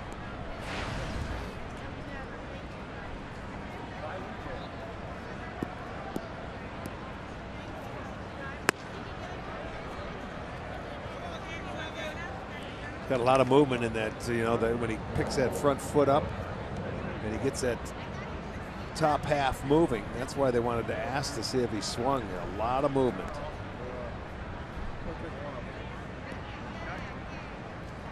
Wide open stance. And a good pitch, a cutter in for a strike. Yeah, he's upset with himself. He didn't swing at it. Herrera is a Venezuelan native. 24 years old. I'm not gonna drop anything, trust me. The 1-2 offering, and he fouled it off. I tell you what, the Phillies could make a case for baseball's all-name squad. I mean, they've got Odubel Herrera and MAIKEL FRANCO. And then when we get into the pitching staff, I was just going to say, wait till we get to the bullpen. They got some beauties. We're going to just call him Poppy. Here's the 1-2. In the hole, and it's going to get through. Kipnis thought Napoli was going to go get it, and he sort of stopped. Right. And then Napoli peeled off, and it just kept on dribbling right through the infield. It sure did. Well, that'll keep his hit streak going. Watch this. This is going to be a good angle. Here he goes. He started to break for it. Kipnis never broke for it, thinking he was going to go after it. And to tell you the truth, I think both of them had a chance at it. If Napoli wanted to go get it, Kipnis could have had it as well. So I don't know if that's just a communication breakdown or what. That's not a guy you want to just give a base to. He's got 4 steals on the year, good speed. We'll see if he's running here. Freddie Galvis is 0 for 2. And he bunts it, and a well-executed bunt. Quick flip, Kipnis gets there to take the throw for out number 1. And the sacrifice puts Herrera in scoring position. April in the OH concludes tomorrow night here in South Philly when the Tribe takes on the Philadelphia Phillies. Indians Live starts our coverage at 6:30. First pitch at 7 on Sports Time Ohio. April in the OH presented by Meyer. Last day of April tomorrow. Does that mean if we turn the page of that calendar, the weather starts warming up? Let's turn it tomorrow. Let's hope. Yeah, no kidding. MAIKEL FRANCO 0 for 2, grounded out, struck out. High pop, shallow left center. Brantley screaming in. He's calling everybody off. Makes the catch. 1 down. Excuse me, 2 down.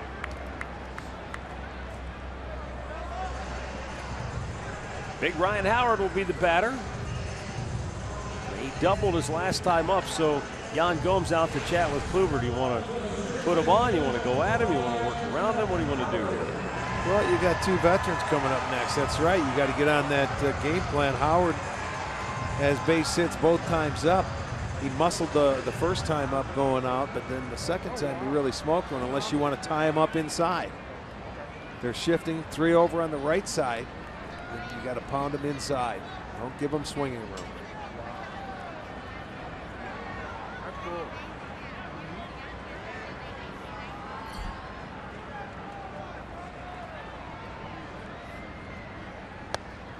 Yeah, and Howard looks at a strike.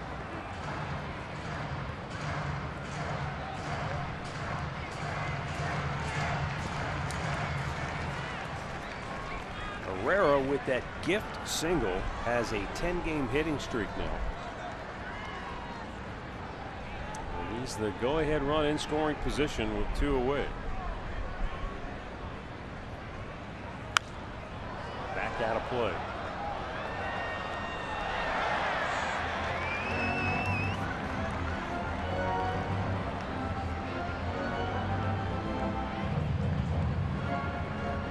.361 career home runs.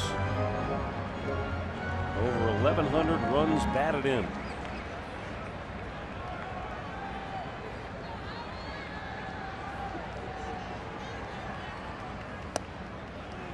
Good pitch. He didn't offer at it, but that was good pitch.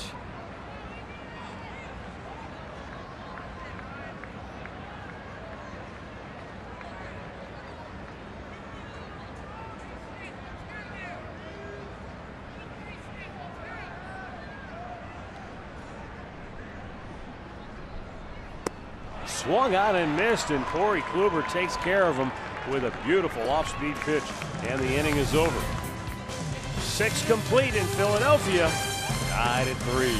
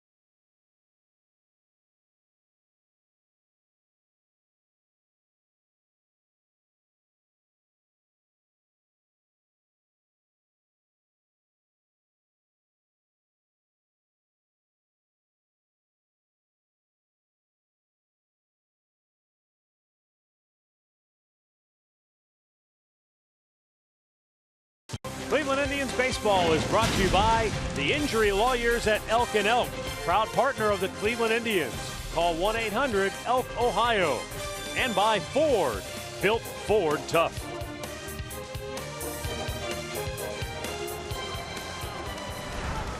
Well, all of a sudden it's the 7th inning here in Philadelphia. 3-3 ball game. Bottom third of the Indians order due up here. Marlon Byrd, Juan Uribe, and Corey Kluber. Andrew Bailey carved him up in the 6th inning, striking out all 3. Now first pitch curveball strike to Marlon Byrd. Byrd doubled just inside the bag at 3rd in the 2nd inning. And then he grounded out to lead off the 5th. And Bailey looking strong here tonight. It's 0-2.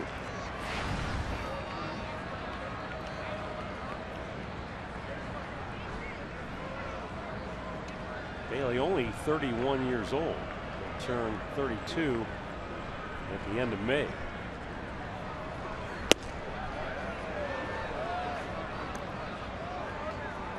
He fell off the side of the mound like he thought he had a strike, but maybe that's how he's been getting the call.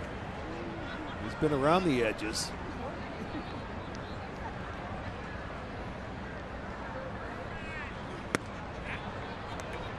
Well, not only has Andrew Bailey had Tommy John surgery, but 2 years ago he missed the entire season after having right shoulder surgery. So he's at the combination Yeah, plate. the combo platter.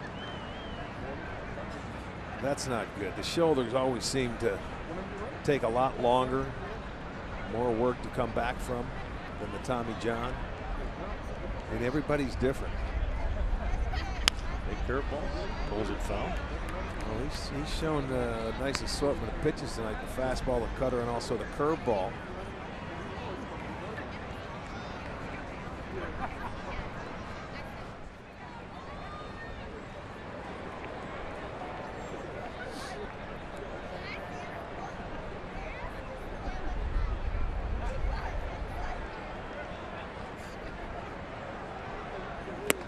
And he threw it by him. That's 4 straight strikeouts since he came in the ball game, and this is a way to endear yourself to your teammates and your manager.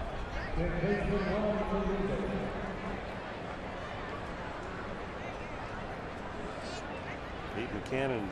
There's Larry Bowa, the longtime Philly.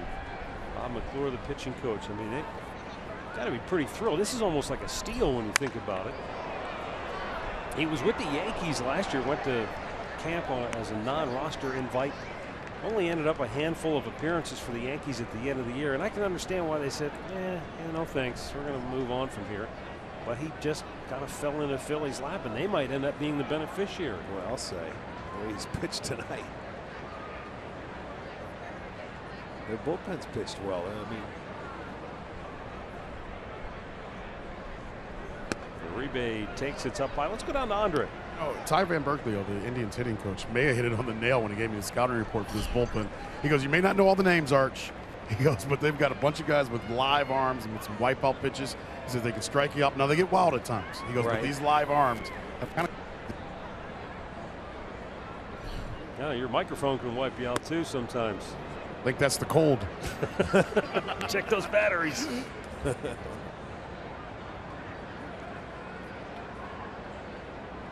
No, I think as Andre said, you might not know all the names, and some of them are some beauties.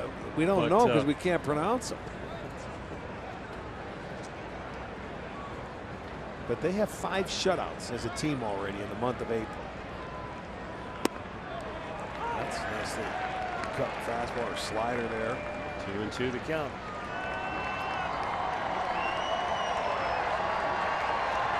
Well, we've heard of this name, and we've seen him pitch before. He looks like he's back to where he once was. There's a breaking ball, doesn't get the call. Well, they've got a left-hander out there by the name of Elvis Araujo. They've got David Hernandez, Dalier Hinojosa. You know him, of course. Yeah. Hector Neris. Now, Brett Oberholzer we saw with the Houston Astros. Right. And, of course, their closer is former Indian Genmar Gomez. Right. And the guys with these arms, I mean, Gomez is your closer. Yeah.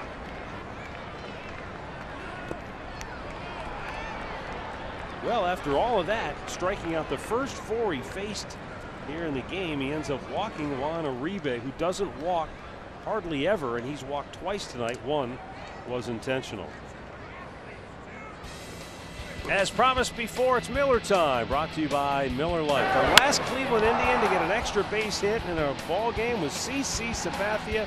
6, they'll make that 8 years ago. That was June of '08. He hit one out at Dodger Stadium until tonight when Corey Kluber doubled a legitimate line drive rope. Now the pitching coach, Bob McClure, wants to walk out. And this is, for me, this is a bunt situation to see if Kluber can get him over to second base. And this is not going to be an easy task for Kluber. You got Jose Ramirez pinch running.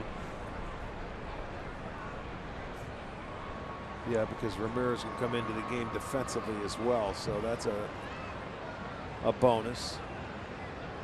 They're getting their left-hander up, throwing right now.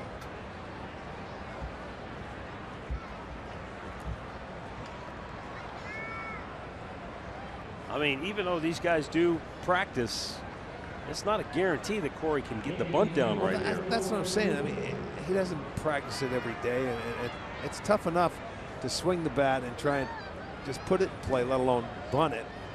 But I'm sure this is going to be his job to square around and bunt. He was going to square.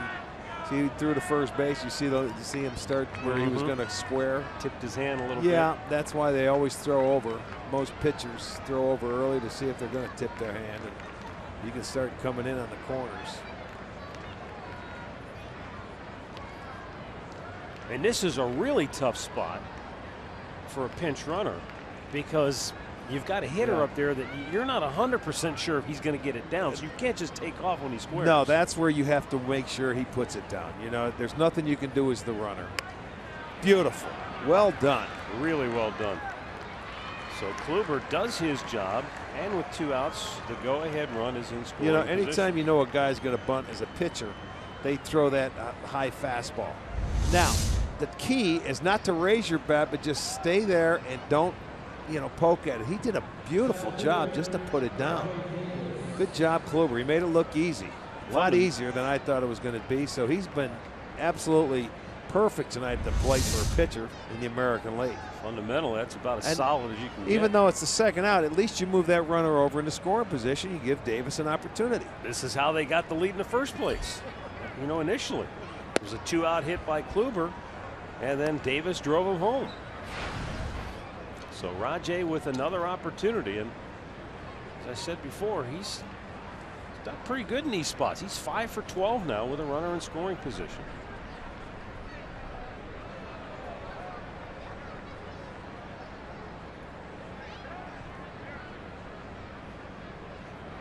Also riding a 10-game hitting streak now. Weekly tap towards short. Herrera with a low throw, but they got him to end the inning. Stretch time in Philadelphia. We're tied at 3.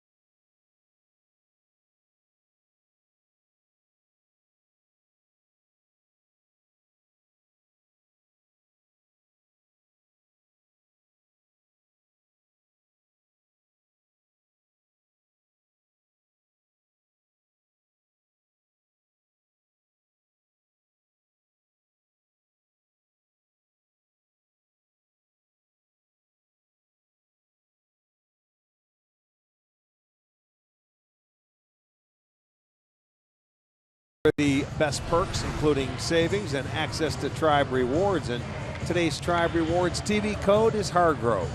You can visit Indians.com season tickets for complete details. Indians fans standing and stretching here in 7th inning stretch.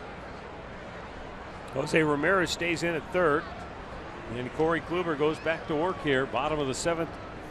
He's got Carlos Ruiz, Cesar Hernandez, and David Lowe due up. Indians bullpen quiet at the moment.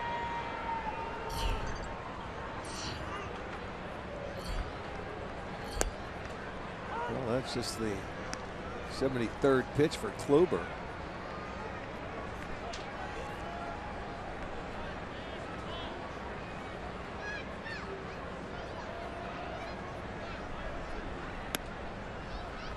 And a fastball right down Broadway. Or Broad Street. Yeah, there you go. In Philly, yeah, that's right. 0-2 to count. They have a race on Broad Street on Sunday, don't they? Yeah, we finally figured out that's the reason for the late start on Sunday. Yeah. Ow, close. No call. 1-2. Yeah, if you're tuning in on Sunday at 1 o'clock and you can't figure out where the game is, we don't start until 2:30 on Sunday. running earlier in the race, and we'll be sweating up here when we start. Swung on and missed. He got him. Ruiz is strikeout victim number 5 on the night for Kluber. 1 away. This will be our Circle K strikeout tonight. He worked him over in this at bat. There's a good slider.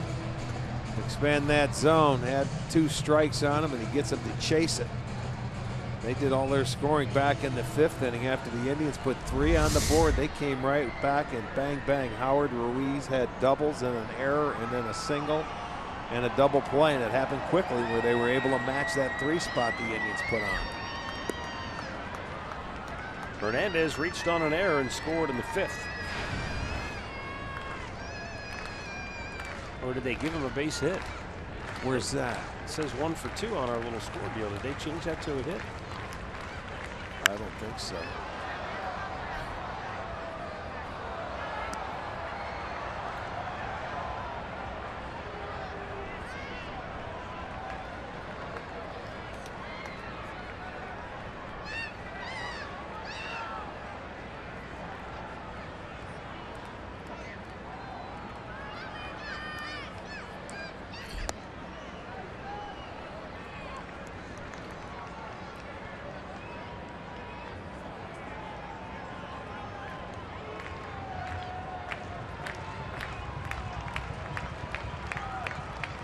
A 1-ball, 2-strike count.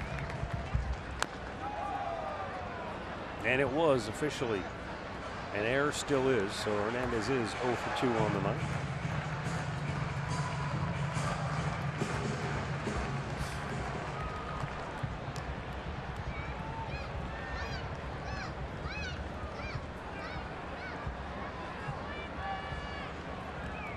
Now Kluber rocks into the windup, the 1-2 pitch.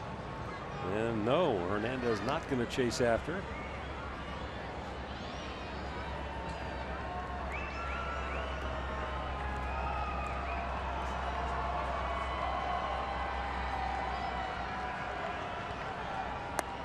Struck him out. Came back with a good changeup right there to get him to swing over the top of it. It's 3 in a row now for Kluber, who has fanned 6 on the night.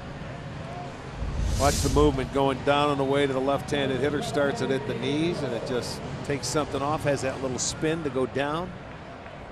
Nice pitch.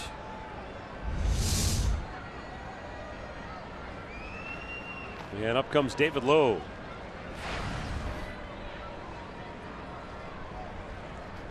The Akron native who grew up an Indians fan.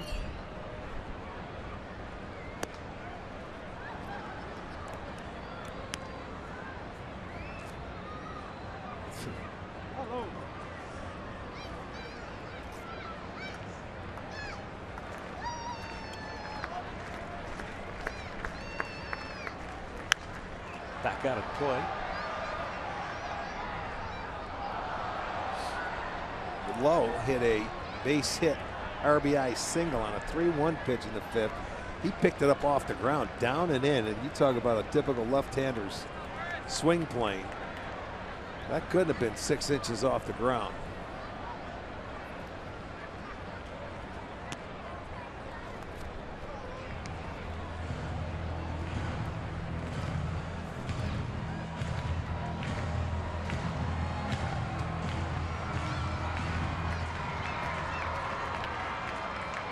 Lowe with his 3rd major league team, began his career with the Royals and played with Baltimore.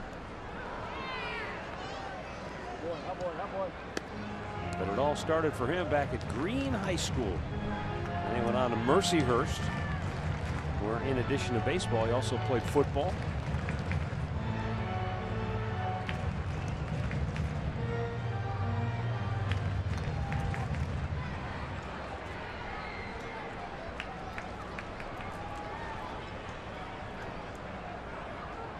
Time call just as Kluber was starting his windup there.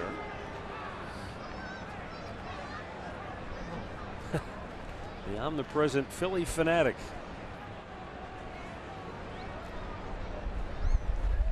One of baseball's most well-known mascots. The 2-2 is lashed foul. Another changeup.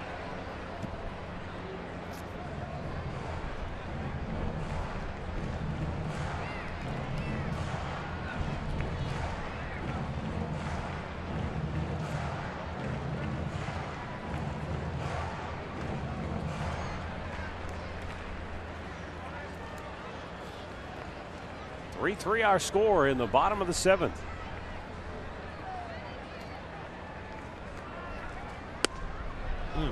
Wow.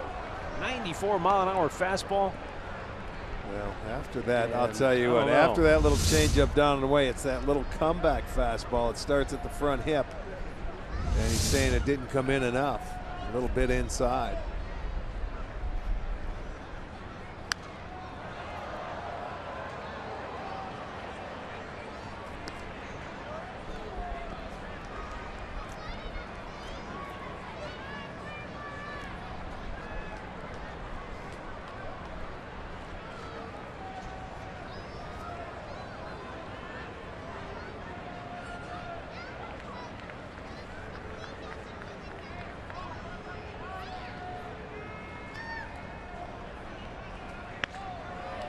Popped him up on the infield. Easy play for Lindor. And Kluber with a couple of strikeouts here in the 7th inning sets him down 1-2-3.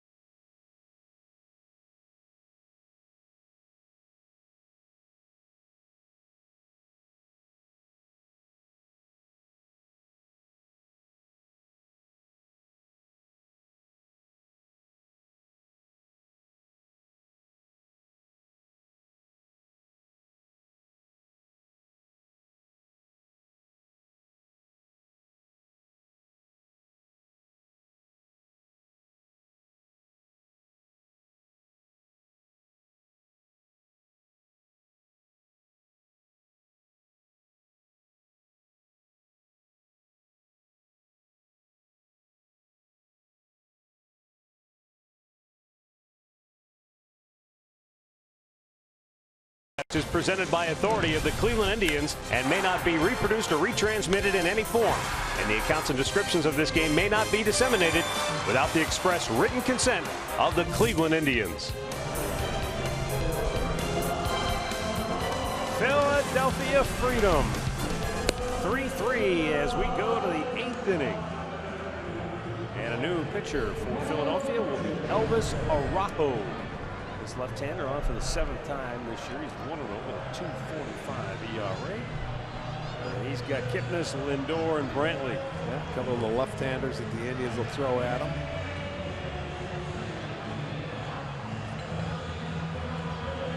Kipnis had a big 2-run homer in the 5th that made it a 3-0 Cleveland lead.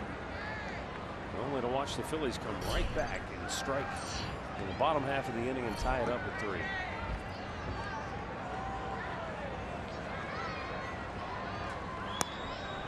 Blowing away, ball 1. Yeah, Kipnis stayed on a breaking ball down and hit that ball a long way. We saw some balls hit to the warning track that were knocked down, but his able to make it into the seats. He crunched it pretty good. Down, he likes that ball down in the wheelhouse. And there it is. First, second row, but it was hit hard.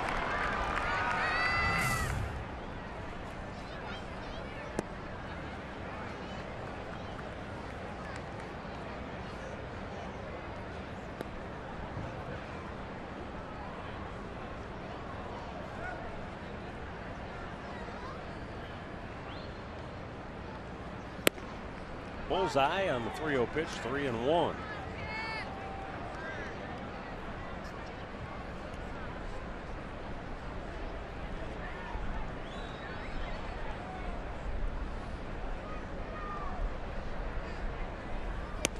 In tight, he walked him, and the Indians have the leadoff man aboard here in the 8th.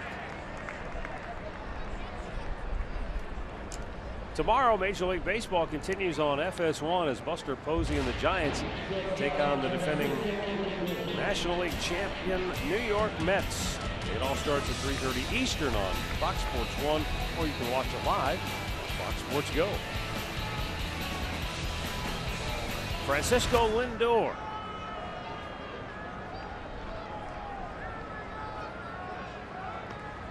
I'll throw to first. Lindor not tipping his hand if, in fact, he would be bunting here. I don't think he will. I don't either, but the way he's been throwing that ball, I mean, driving it to right field and staying back on it, he's fine. He can try and hit the hole. Instead, he hits into a double play.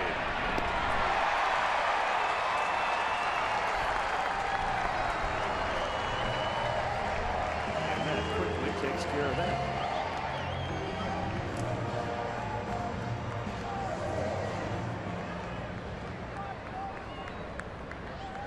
And it brings up Michael Brantley, who is 0 for 3 on the night. Couple of strikeouts for Brantley. That's rare. He's not a guy you see strike out very often. But he's still trying to get his timing and his rhythm. And just more than anything for a hitter, you're trying to get that volume that can only come with playing every day. Yeah, getting your reps. You have to get in there. You need at-bats.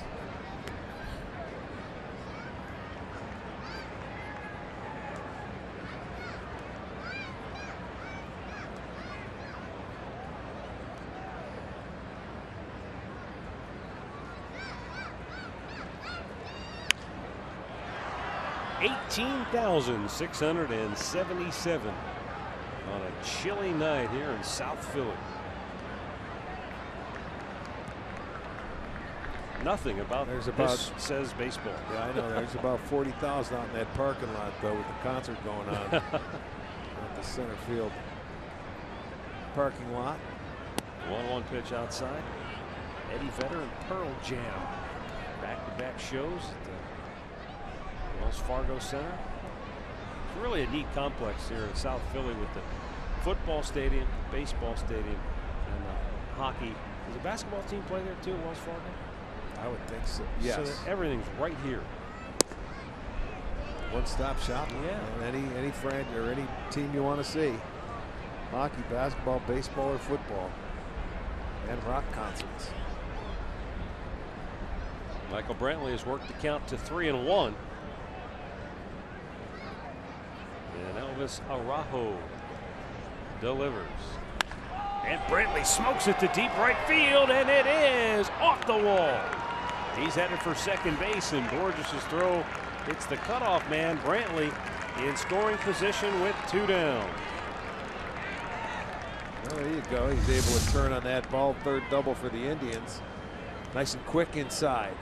Just put that front foot, just put it down. Looks like we're going to get a double switch here from Philadelphia, but by the time Borges can get it in, Brantley's into second base, so we have a double switch. Go back to the bullpen. So Brantley delivers a 2-out double. And Mike Napoli will be coming to the plate. So the right-handed hitter, they want a right-handed pitcher to face him, and we'll be right back.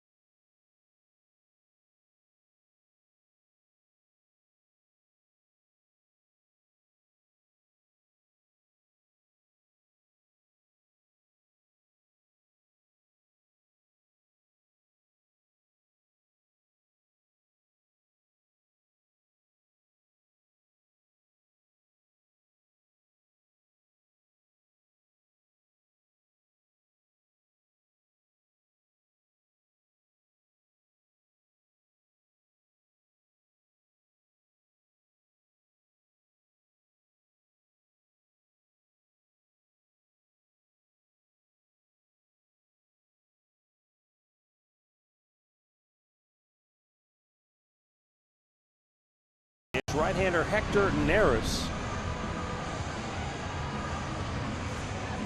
Has struck out 20 of the 49 batters he's faced. That's 40% strikeout rate. How about that? 20 punch-outs in 13 innings. Only giving up 11 base runners total in the 13 innings of work. Andres Blanco comes into the ballgame. He takes over at second base. And he'll be batting 8th, so he'll be leading off. When the Phillies come to bat in the bottom half of the inning, the pitcher, Hector Neris, goes into the 6th spot in the order for Cesar Hernandez, who was at second base. Mike Napoli has struck out twice tonight. But he's got a chance to come up with a huge clutch hit. Well, this is that. I think he started him out with a splitter, Matt. This is that guy that Larry Anderson was telling us has a really nice splitter. Another one, how it goes down. It's anywhere between 85, 86, 87 miles an hour. Napoli has definitely had some clutch hits. 7th inning on, he's been very good. We're in that situation now. They could use a base hit.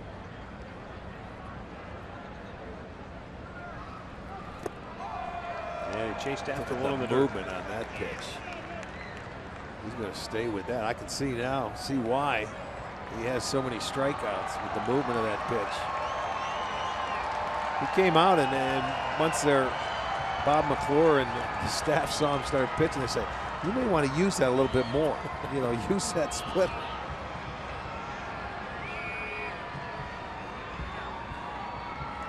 Well, that's such a huge part of transition, making that transition to being a big leaguer is trusting what you throw. And usually that's a feel pitch for a lot of guys. But boy, oh boy, he's got a good feel for it now. He strikes out Napoli and the inning is over. Middle of the 8th. Deadlocked at 3 in Philly.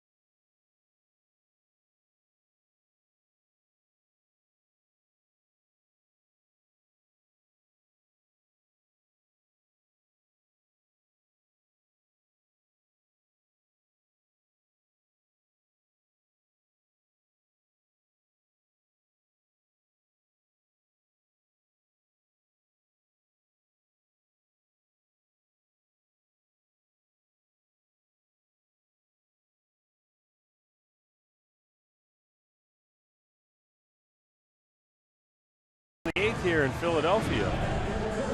Shaw on for the 11th time this year. He'll be facing Andres Blanco, Peter Borges, and Odubel Herrera here in the 8th inning for Philadelphia. 3-3 ball game. Indians led 3-0 with a 3-run top half of the 5th, and the Phillies came back, and the first 3 batters all reached and scored in the bottom of the 5th. Outside of that, there hasn't been much offensively other than that 1 inning. That's it for both teams, really. I mean, outside of that inning, Philly has 2 hits in the game. Yep. And the Indians have 3. Outside of that 1 inning. Crazy. Blanco to lead it off. We've seen Blanco. He's been around. He's been with the Royals, the Giants. Spent a little time with the, not the Giants, I meant the Rangers. Yeah, and the Cubs. Outside, he missed 1-1. Well, the 3 times they've had hits in innings, they've all been leadoff hits. Howard did it in the 2nd. Of course, he did it again in the 5th. And then they had the leadoff hit in the 6th. Herrera, that was a gift. And this will be Lindor in foul territory, 1 down.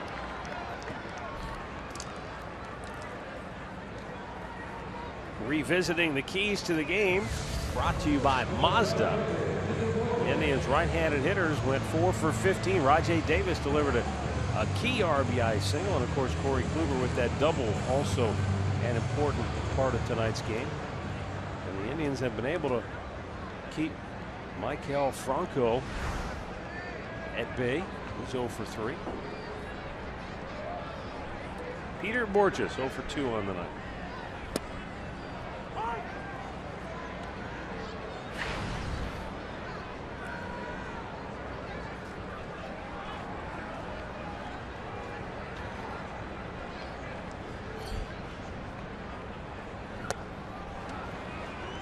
Shaw gets ahead, and it's 0-2.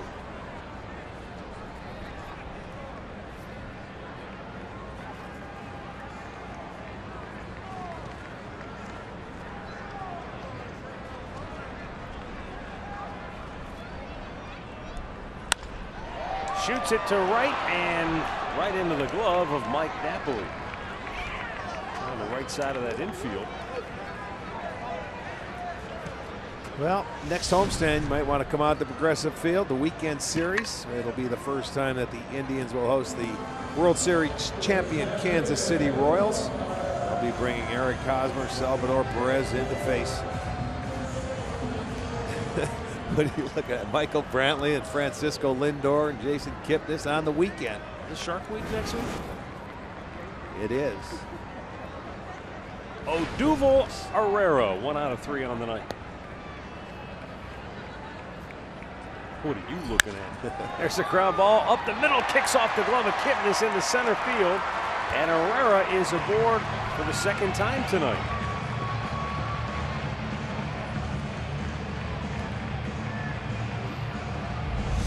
Looks like a little cutter coming in. It's on the backhand side. Kipnis going to his right. Goes up. I would imagine they're going to give him a hit there. Yeah. I would think. Well, you know, you go to different parks, you're not sure. We just wait to see. There's a hit up on the boards. So. All right. Freddie Galvis 0 for 2. Steps in.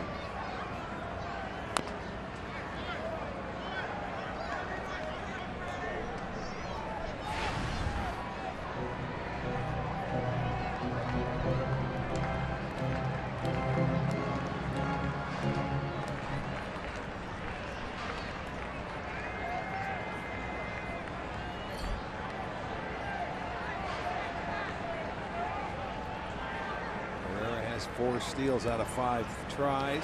Close, they got him. Herrera picked off to end the inning. And Mickey Morandini can't believe it. Right under his own watchful eye. They'll look to the dugout to see if they want to challenge it. I don't see anybody making any motion. There's Pete McCann saying, "Ah, forget about it." He said, "Let's go. Let's get out of here." Can't get picked off in a situation like that. He just did. And the inning is over.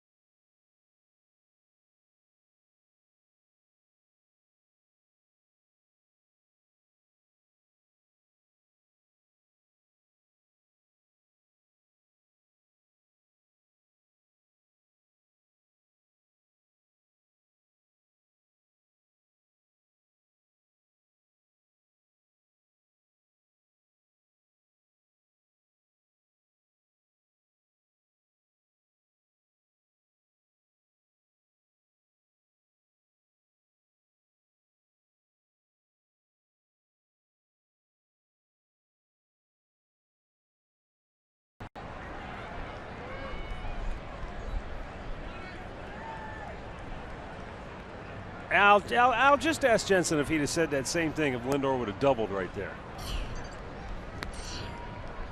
I mean, come on, right? It's easy to go back and say, oh, he should have butted him there. He hit into a double play. But, you know, we talked about it at when he went up to the plate. Gomes, swing and a miss.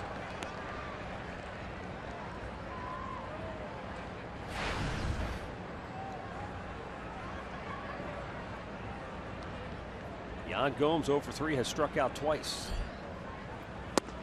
And a big cut comes up empty.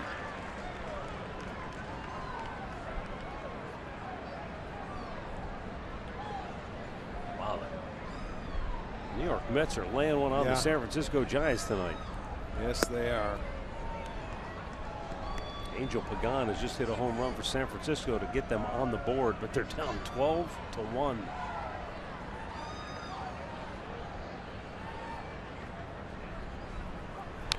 Gomes gets a piece and stays alive. I think Cespedes hit a grand slam in that game. Jake Peavy, the starter for the Giants.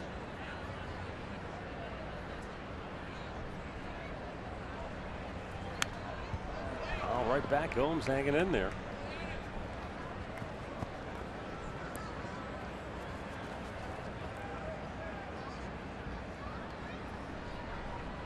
Gomes 4 for 23 on this current road trip.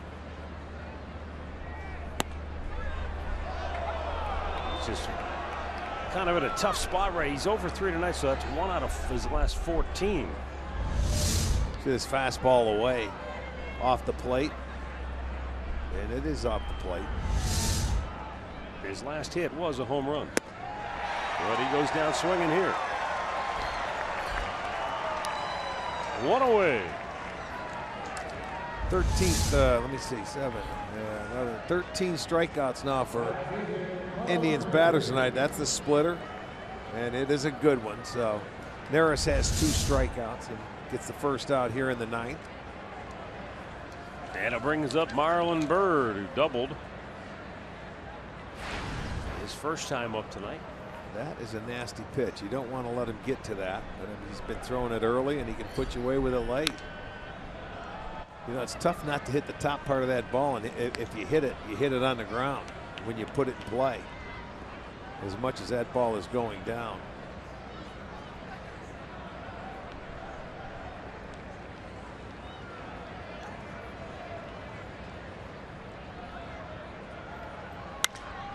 High fly ball, right field. Borges coming in.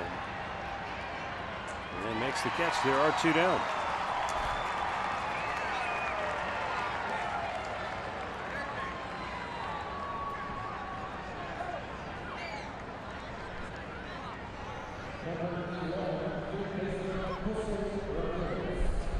Jose Ramirez gets his first at bat of the night. He came on as a pinch runner when URIBE walked in the 7th inning. And Ramirez has done a nice job. He's hitting 5 straight games.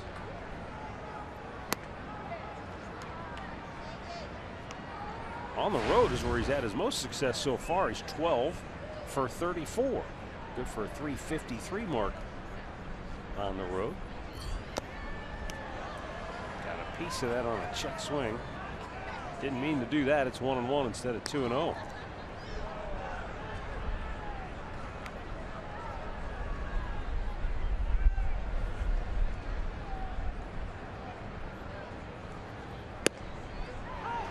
And now Ramirez looks at a pitch for a strike. And it is 1-2.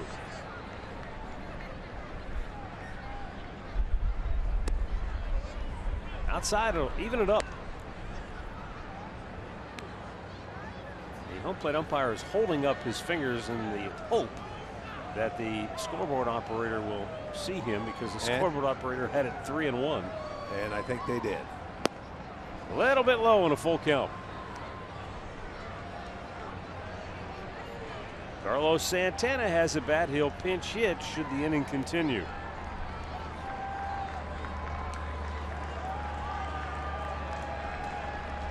The 3-2, and Ramirez goes down swinging.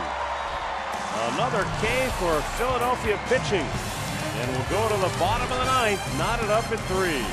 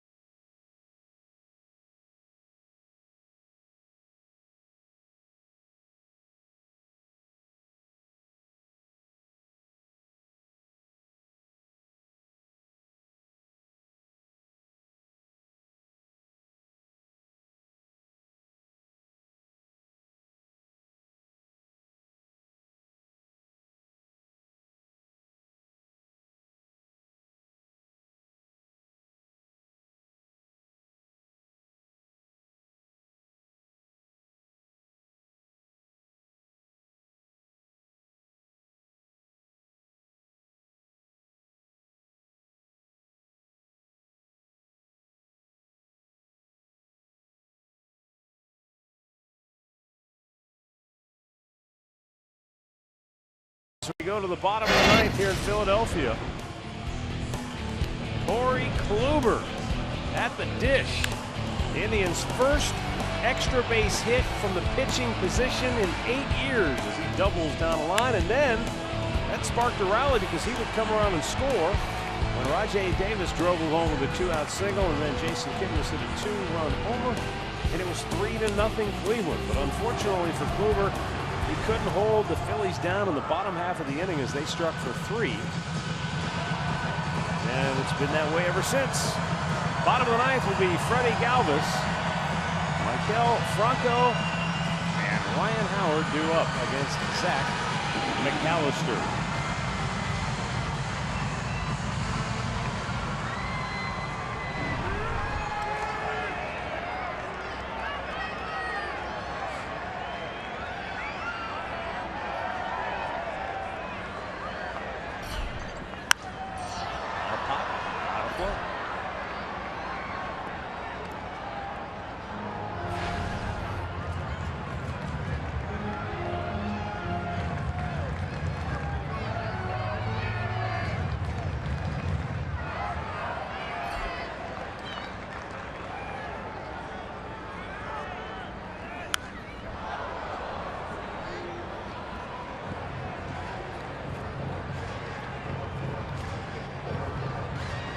Right-handed hitters against Zach this year are 2 for 10. The lefties 3 for 22.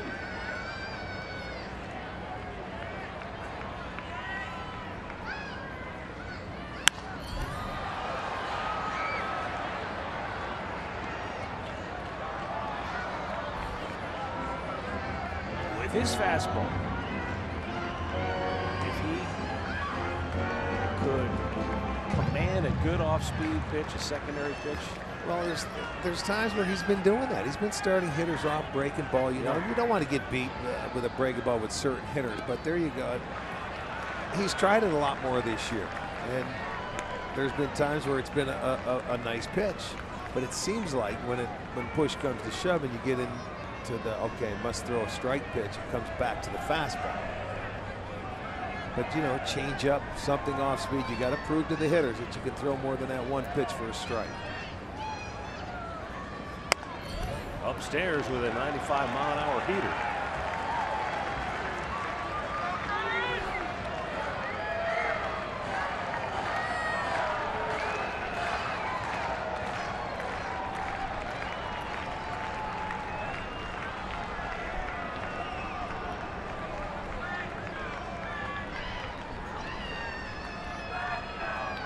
McAllister's 2-2, and Galvis swings through it, 1 away.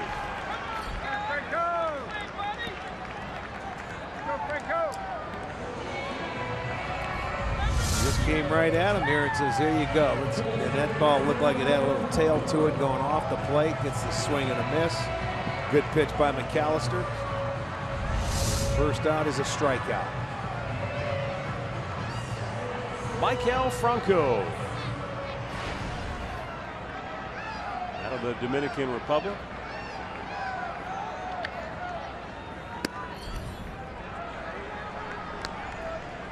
Say this guy's a very good third baseman defensively as well. A lot of promise, and he's got some sock in his back.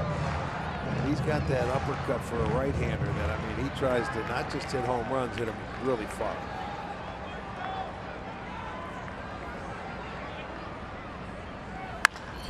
Hard base hit into right field. And the winning run is aboard for Philadelphia here in the bottom of the ninth as Franco goes the other way. Tell he got on top of a high fastball and takes it the other way. He's a good fastball hitter. Watch it. He gets it up there. It was coming into him. He doesn't miss it. That's tough to get on top of a high fastball, but he does. Winning run is on base at first.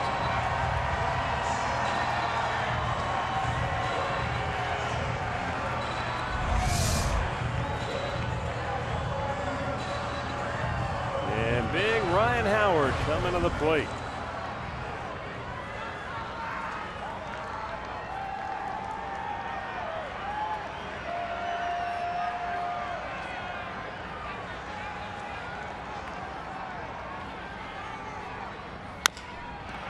Baby.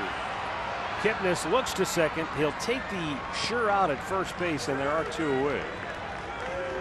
I thought initially that was going to be a double play ball, but he kind of beat it so hard into the ground that it didn't get to Kipnis quick enough. You know, not that it was any big deal, but he had a chance to go to third base because nobody with the shift they had, they would have had to lead Ramirez back to third. Because Gomes is at home plate, he wasn't covering third. They had that big shift. I mean, he's still in scoring position now because they didn't throw behind him, but I think he could have got to third base. This is the guy you be careful with, the veteran. Now Carlos Ruiz doubled in a run back in that fifth inning. You know, here's a trying to see who's on deck there. Well, it's a pitcher spot, so they've got a pinch hitter. Spot. Burris. No. Oh, the pitcher spot. That's right, because they double switched. So yeah, just don't let the. Okay, they're going to walk him. Okay, good. Emmanuel Burris will come on and bat. Yeah, you don't let the veteran come up to beat you here.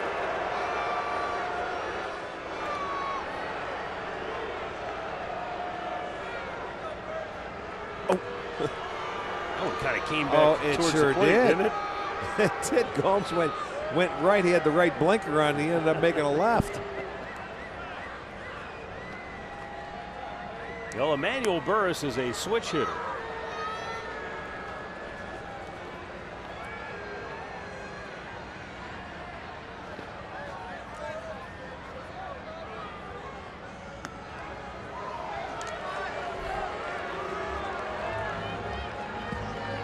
And he's going to come up here with 2 on and 2 out.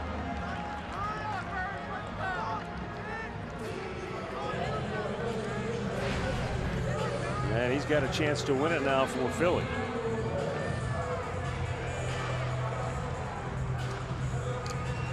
Hurst, born and raised in Washington, D.C., was originally a compensation pick by the Giants back in '06. That's who he broke into the big leagues with. Spent the first part of his career there. Last year, returned to his native D.C. and played for the Nationals in a handful of games. Now here in Philadelphia. Lifts the first pitch to left field. Brantley over near the line. Is there room? Yes. And the inning is over. We've got extras in Philadelphia tonight, tied at 3.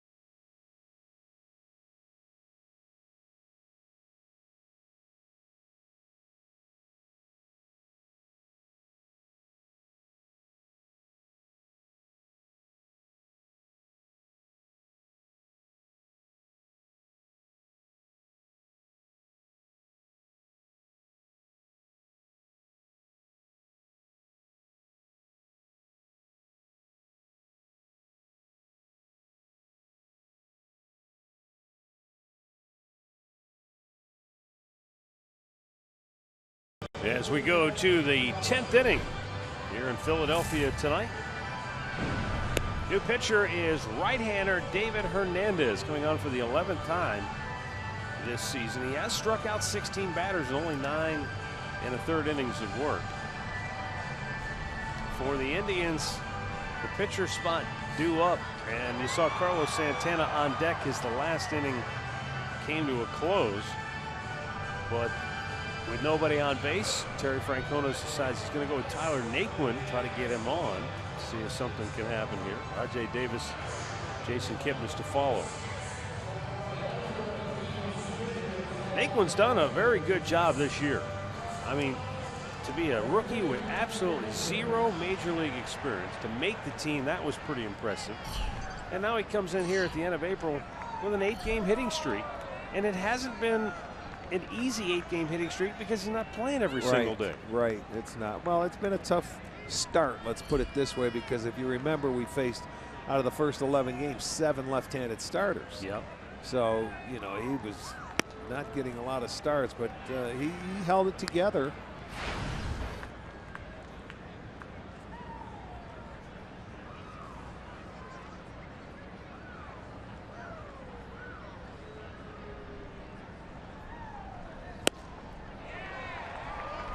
One ball, one strike.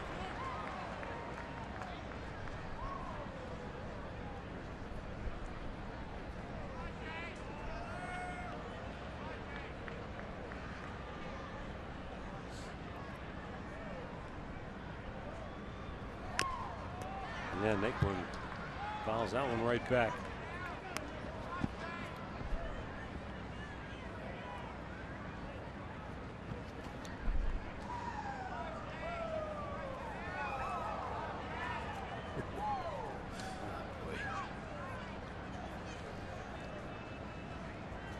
The 1-2.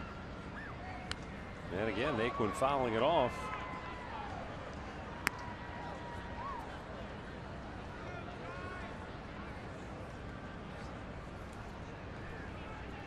Tried with their second extra inning game of the year. And the Phillies, they're third already. They're 2-0. Yep. Upstairs with a fastball.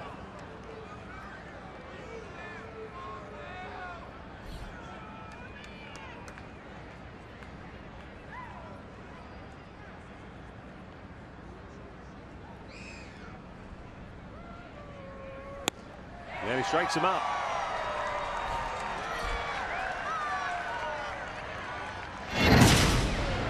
Two down, bases empty. 5th inning, Corey Kluber with a double. Next man up, RAJAI Davis knocked him home. And Jason Kipnis followed with a 2-run homer.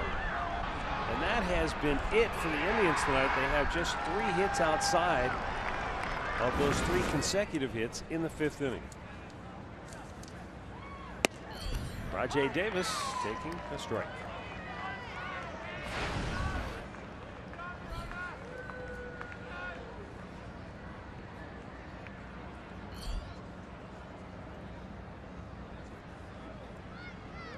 By the way, as I'm just looking over the card here, Rick, all 6 Indians hits tonight have come with 2 outs. Well, that's right. They sure have. And Davis goes down hacking, and the strikeouts continue to pile up. 16 now. 2 down here in the 10th for Jason Kipnis.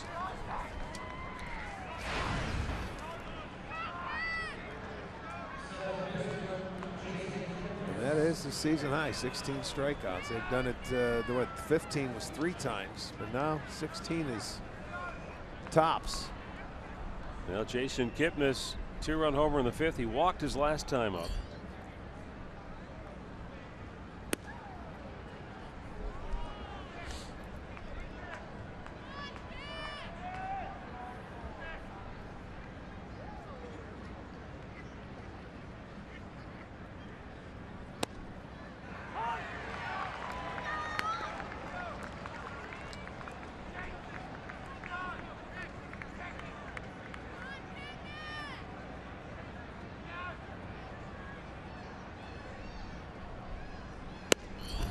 just a bit inside. This guy's got a good arm too, David Hernandez. Yeah, they've pumping had up their some- mid-90s. Now you know what Van Berkeley was talking about when they have some arms coming out of that bullpen. They certainly do. The very good arms that we've seen tonight. Jason drills one deep down the left field line, but it slices out of play.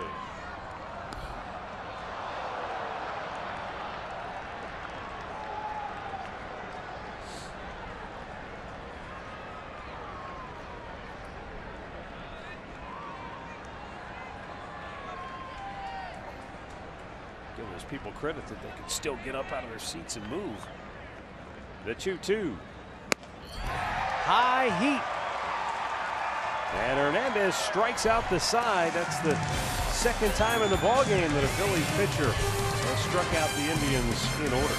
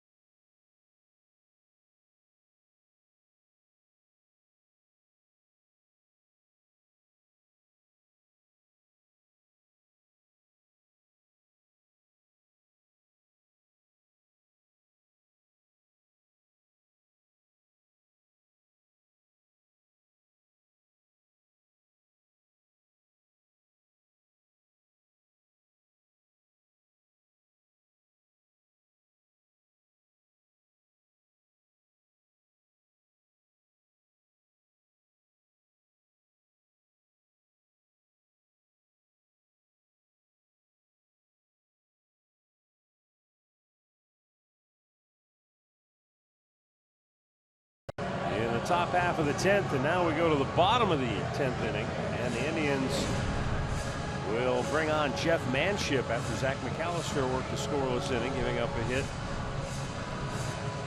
and striking out one. Manship has the bottom part of the order. David Lowe, second baseman Andres Blanco, and right fielder Peter Borges.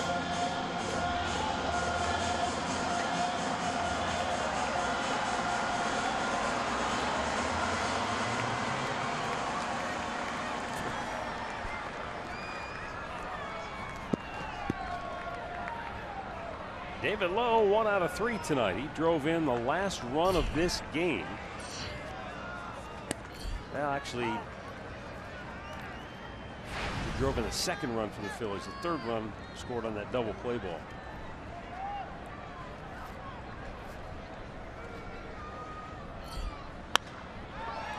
Loop toward left near the line. Going to be a tough play, and that is a fair ball. Lowe on his way to second. Brantley's throw chases him back to first base.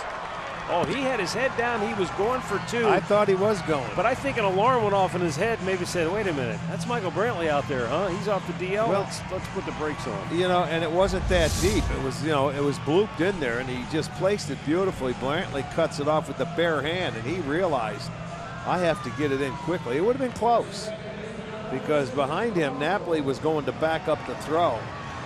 Did he come out of the batter's box like thinking double? But that's a single, placed perfectly.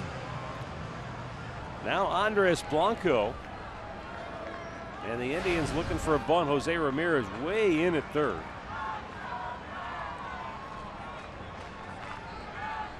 This could be a hit and run too.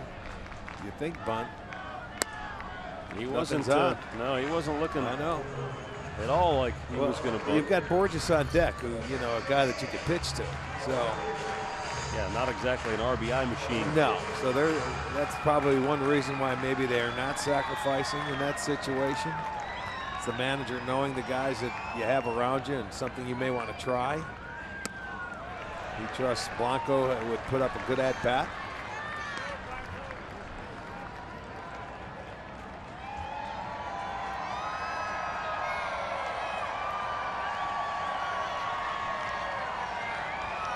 Getting a chance to see the Phillies a lot. No, the only guys on the bench are the backup catcher and a backup outfielder. Yeah. So they're pretty much going to stay with what's going on right now. Swung out and missed. That was not a really good swing for a 2-0 count. You know, and it was a pitch that Manship made a decent pitch. That's off the plate. He helped him out. That's a 2-0 count. Possibly could be 3-0. So he did Manship a favor, and you say thank you. Pitch had some good run to it. It certainly did. Quick throw, but low back. They better not get another guy picked off tonight, or Pete McCannon might make him run laps after the game. That was a key spot there. I know there were 2 outs, but Odubel Herrera got picked off to end the 8th inning, and he was the winning run, or at least the go-ahead run at that point. 2-1, and a slow one hopper to Lindor. They'll get the force at second, 1 away. That ball was just hit in slow motion to Lindor.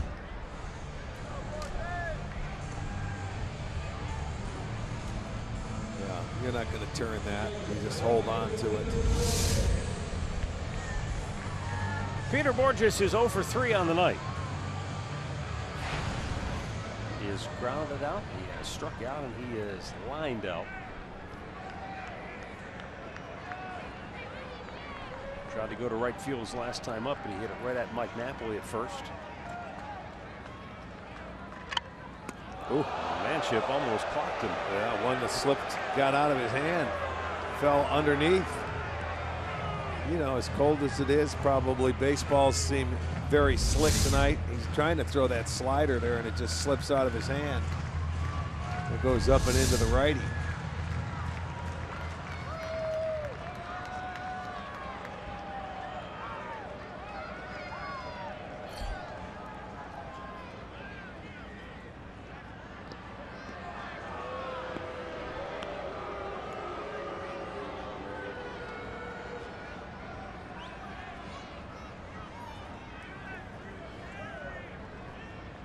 Blanco does not have a steal or an attempt so far on the year.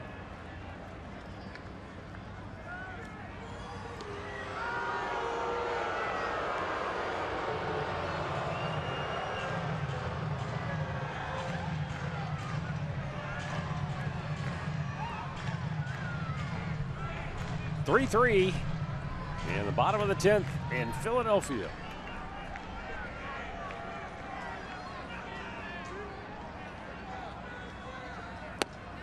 Painted the outside corner. 1 ball, 1 strike. Same 2 teams tomorrow night, 7 o'clock, first pitch.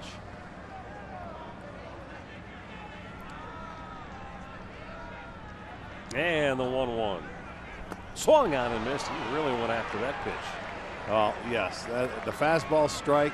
That one looked like a fastball. He went up and swung, and now you know why he didn't bunt to get him over. I mean, this one's not even close here. That one was in the left-handed batter's Yeah, it box. sure was. Well, see if he goes fishing. May go again.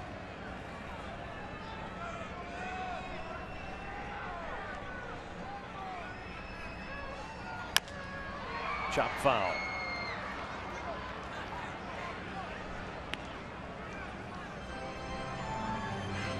So Borges stays alive with the winning run at first and 1 out here in the 10th inning.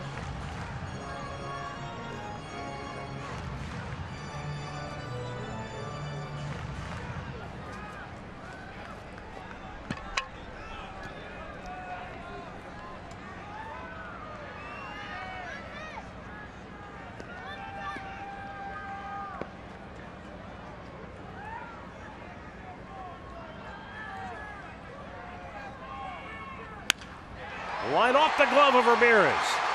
Down the left field line, it gets into the corner. Brantley's going to have to dig it out. Coming around third, Blanco will stop there as the relay throw got to Lindor. And now the Phillies are in business with runners at second and third and only one out on a ball Peter Borges line off the glove of Jose Ramirez, just off the edge of the webbing, it looked like. Yeah, I want to see where that pitch was. That was something upstairs for him to hit. He had him to chase one that, I mean, was in the left-handed batter's box earlier and never went back to one out of the zone, down and away. He gave him something that he was able to pull. That was a slider that just stayed flat in the middle of the plate. And they're going to hit a double second and third. Now they're going to meet out there and talk about it. You got Herrera, the leadoff hitter. Do you want to walk him and have a double play in order, or do you give him an opportunity to try and pitch to him? And if you walk him, you go ahead. You know what I'm saying? Sometimes guys don't like to put him on because then you're forced. You have to throw strikes. But Mickey Callaway is going to be out there talking to him. He talked to Tito. They're going to relay the message. And what do you do? We'll see. A lot of times you don't like to give that pitcher the added pressure if you have to throw strikes. But you got to be careful of this guy, and he's got a lot of movement in his swing. Well, he's got 2 hits on the night, but they're both sort of tainted in that the first hit was a miscommunication between Kipnis and Napoli as the ball dribbled between them, and the second one, it was hard hit ball, but I'm sure Kipnis would tell you, and I probably should have made that. Sure. Well, here you go. They're just going to walk him, and okay, this guy finds a way to put his bat on the ball. That was one of my points of contention there. So they're going to put him on, load the bases. The outfield's going to have to come in a little bit for the next hitter in Galvis.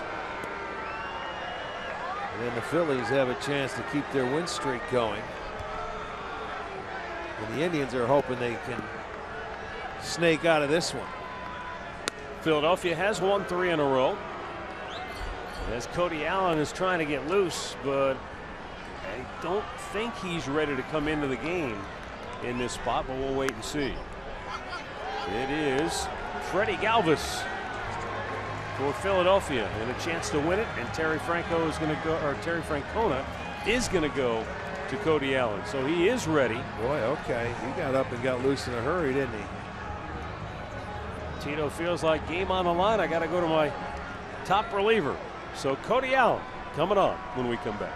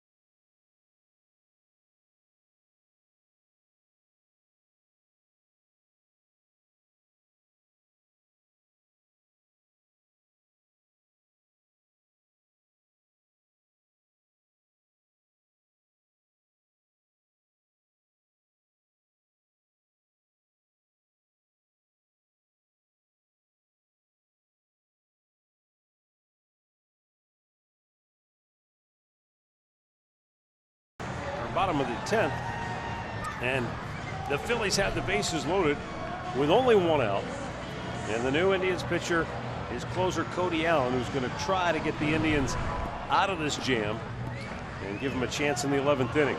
But it won't be easy because the margin for error is slim. There is no margin for error. You got to go out, and if they put it in play, you hope they hit it at one of your defenders, or you can get a punch out. The outfielders are going to play very shallow because you have to be able to throw it home. And David Lowe is on third base, and he's a very good runner, above average, I would say. So, boy, this is it, man. The Indians got actually Blanco's at third. Oh, okay, that's right. He runs well too. I don't know if he's as fast as Lowe. No, he's not. So the infield's in, the outfield's in, and here we go. Swung out and missed, and Gomes with a good block. Comes right out with that good curveball. And Galvis was aggressive, and that's always the fascinating element of these matchups for me. When the base is loaded, game's on the line, the hitter sometimes they get too aggressive. Yeah, I like to see who has the sort of the steel nerves to just well, the pitcher wait. does, because the hitters want to get that. They want to end the game instead of saying the pressure's on the pitcher. He's got to be perfect. And they give pitchers, they help them out. The 0-1. Bullseye with a fastball. And now Freddie finds himself 0-2. Matt Quattaro, Indians assistant hitting coach, looking on everybody on edge in that Indians dugout. As Cody Allen right now zeroing in on a strikeout. That's what he wants right here. And the 0-2 is fouled right back. Cody gets a strikeout, then everybody can kind of back up to normal depth and normal positioning. Well, the thing you got to be careful with here, it would be he threw the high fastball, he gets a piece of. You want to try and throw that curveball here, but you may have to bounce it. So Gomes, if he calls for it, has to be ready for that ball in the dirt.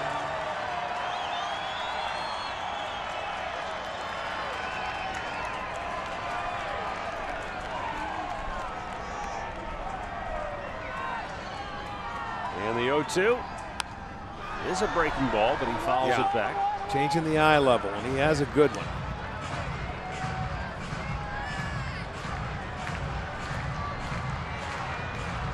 See, that's the time when you want to throw a wipeout curveball and bounce it, but you have to really be careful. It's a tough situation to do it in.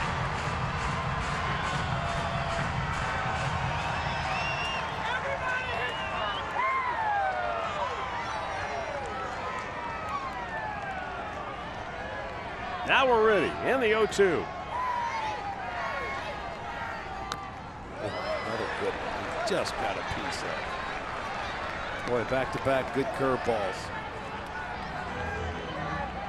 And this one was going down and in, so usually you'll see him swing over the top, and look at, he catches the last thread of that curveball right there to foul it down near his feet.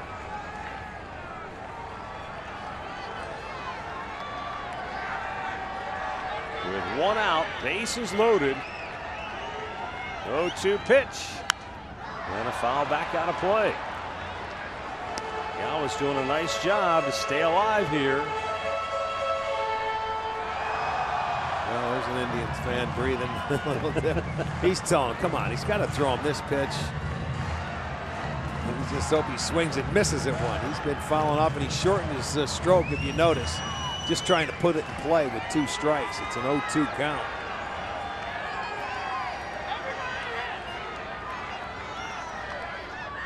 Curveball in the dirt, and he strikes him out. Beautiful. He had to take that chance and throw one in the dirt. They did it.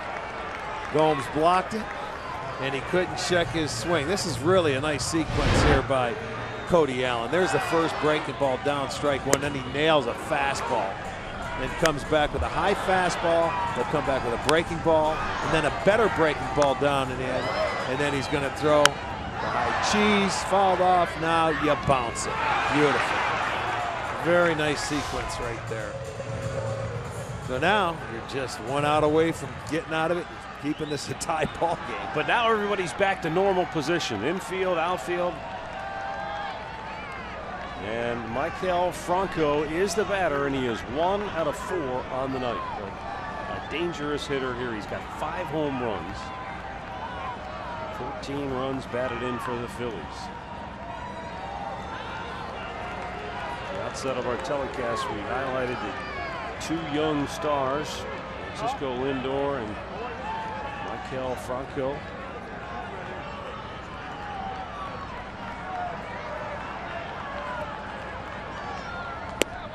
fake curveball over the outside edge for strike one.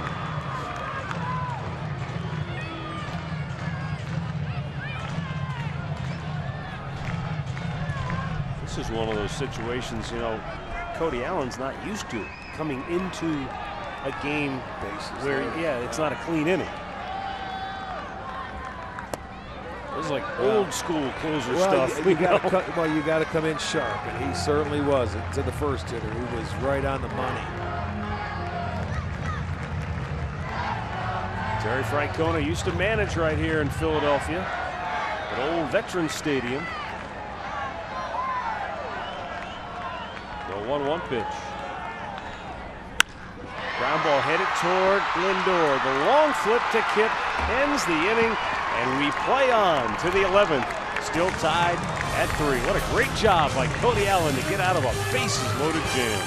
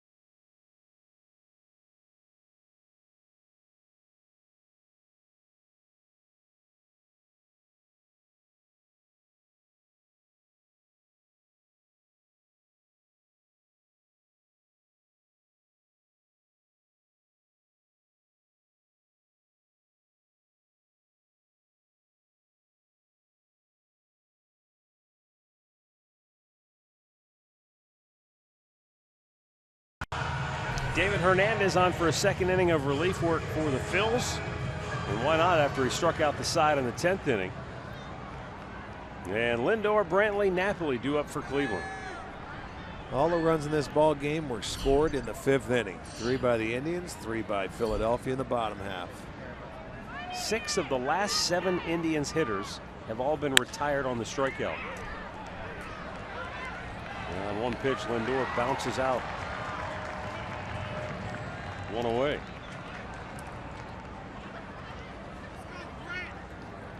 Michael Brantley. Brantley came close to putting the Indians ahead in the 8th inning. He hit a line drive to right field. It was off the wall. Just a little more lift, and that baby would have been out of here. But when you look at the dimensions here at Citizens Bank Park, we talked about how it's a hitter-friendly park. It's 330 down the right field line, 329 down the left field line. It's 401 to straightaway center field.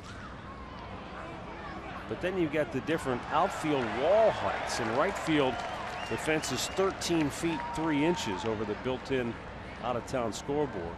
In center field, the straightaway part, it's just 6 feet high. In left field, it's 10 feet 6 inches, and then you've got that little left field triangle area where it goes from 12 feet 8 inches all the way up to 19 feet at the 409 mark. Yeah, but you look different at that, angles. You look at that center field fence and that short part that's in straightaway center, and all I can think of is Aaron Rowan. Remember when he was here? Oh, He yeah. ran straight into that thing. I think he broke his nose. He did, face first. I know when you're yeah. Now, do you remember? Did he hold on to it? Ryan Howard makes the catch. I'm going to say, yeah, Yeah, he caught it. that's Yeah, right. 2 away. I think he did.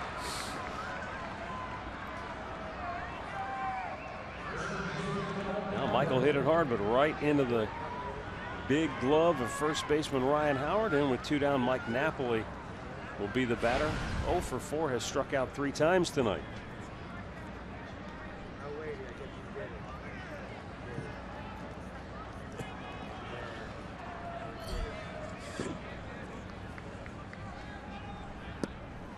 David Hernandez giving Pete Mackanin a couple innings of relief. That's important because their bullpen has been taxed to this point, and they've still got Oberholzer, the closer, Genmar Gomez.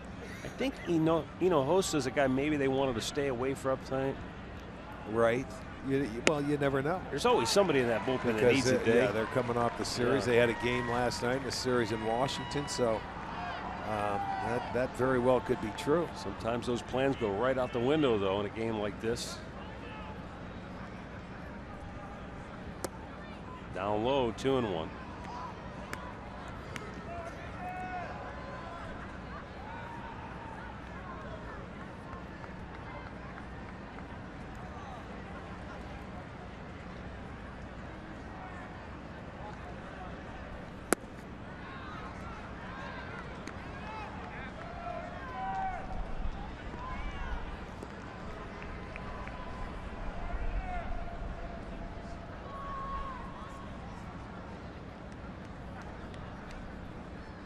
Now the 3-1. And Napoli fouls it off.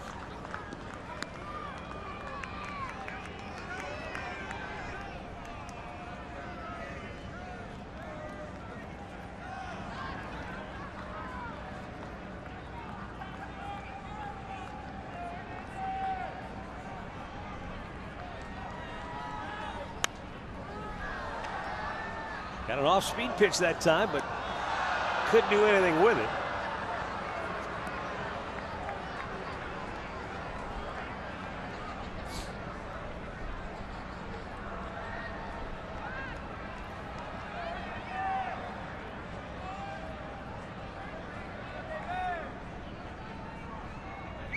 And the 3-2 is swung out and missed.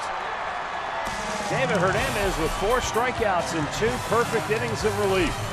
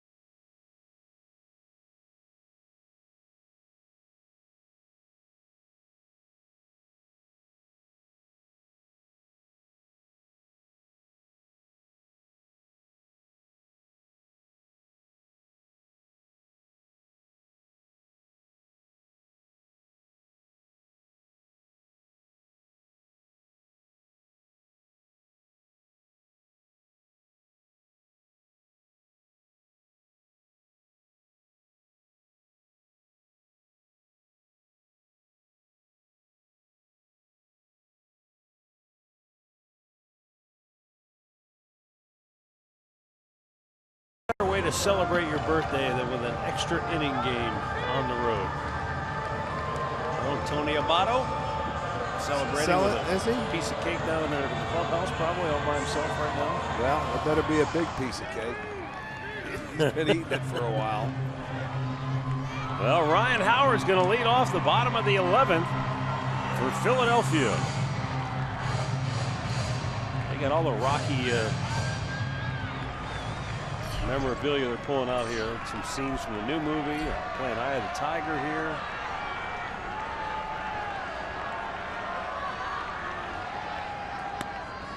And that pitch outside, ball 1. Not surprising. They're still staying here, staying warm, or trying to stay warm, getting into it. The Phillies, they've been playing very well, off to a good start this year, surprisingly. People thought they would have no chance, but boy, they're pitching. I can see what people are talking about. Well, you know, I think that how big of a boost is it, though, to go into Washington, Sweep. beat them 3 straight? All of a sudden, people are like, okay, maybe the Nationals aren't going to run away with this Well, thing. they swept them, and they threw shutouts the last 2 nights, and they had a shutout going till the 5th inning today. Meanwhile, the Mets had reeled off 6 in a row going into tonight's game. What do? They just pummeled the Giants. They're up 13-1 in the 9th inning, about to run their win streak to 7 in a row.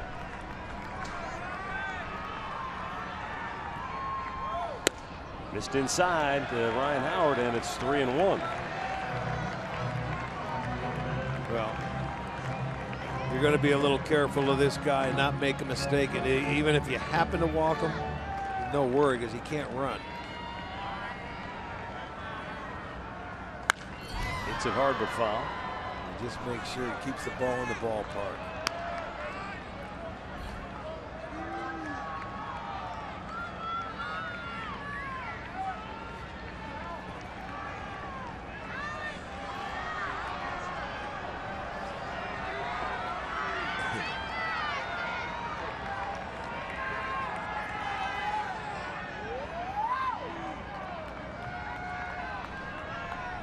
And the 3-2 pitch. Hit hard, hit deep, and the Phillies win again. 4 in a row for the Fightin' Phils as they take the series opener in walk-off fashion, 4-3.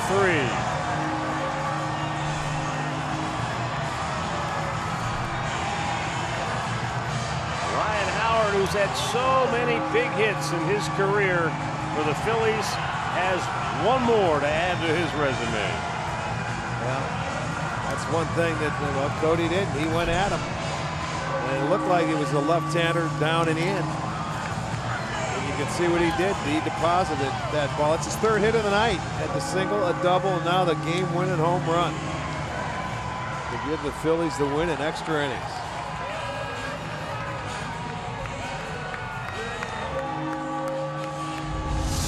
Take another look at that pitch. They want it away, and oh no, he comes down and in. You can't let him get one swing and end the ball game. I don't care if you walk him, you do whatever, but you can't let him do this. And that's the ball game after he did such a beautiful job the inning before, bases loaded, 1 out. He got him out of it, gave him an opportunity, and then the first hitter in that next inning comes in and gets him. His 6th career walk-off home run for big Ryan Howard, and it sends the Phillies home a winner. And Rick, now one thing I look at tonight is that the Indians offensively again didn't do a whole lot. They had 6 hits in the ball game, and all 6 hits came after there were already 2 outs. So it's tough to start rallies that way. And 18 strikeouts tonight. That's amazing. 18 times you're just walking back. It's a tough way to win a ball game, I got to tell you.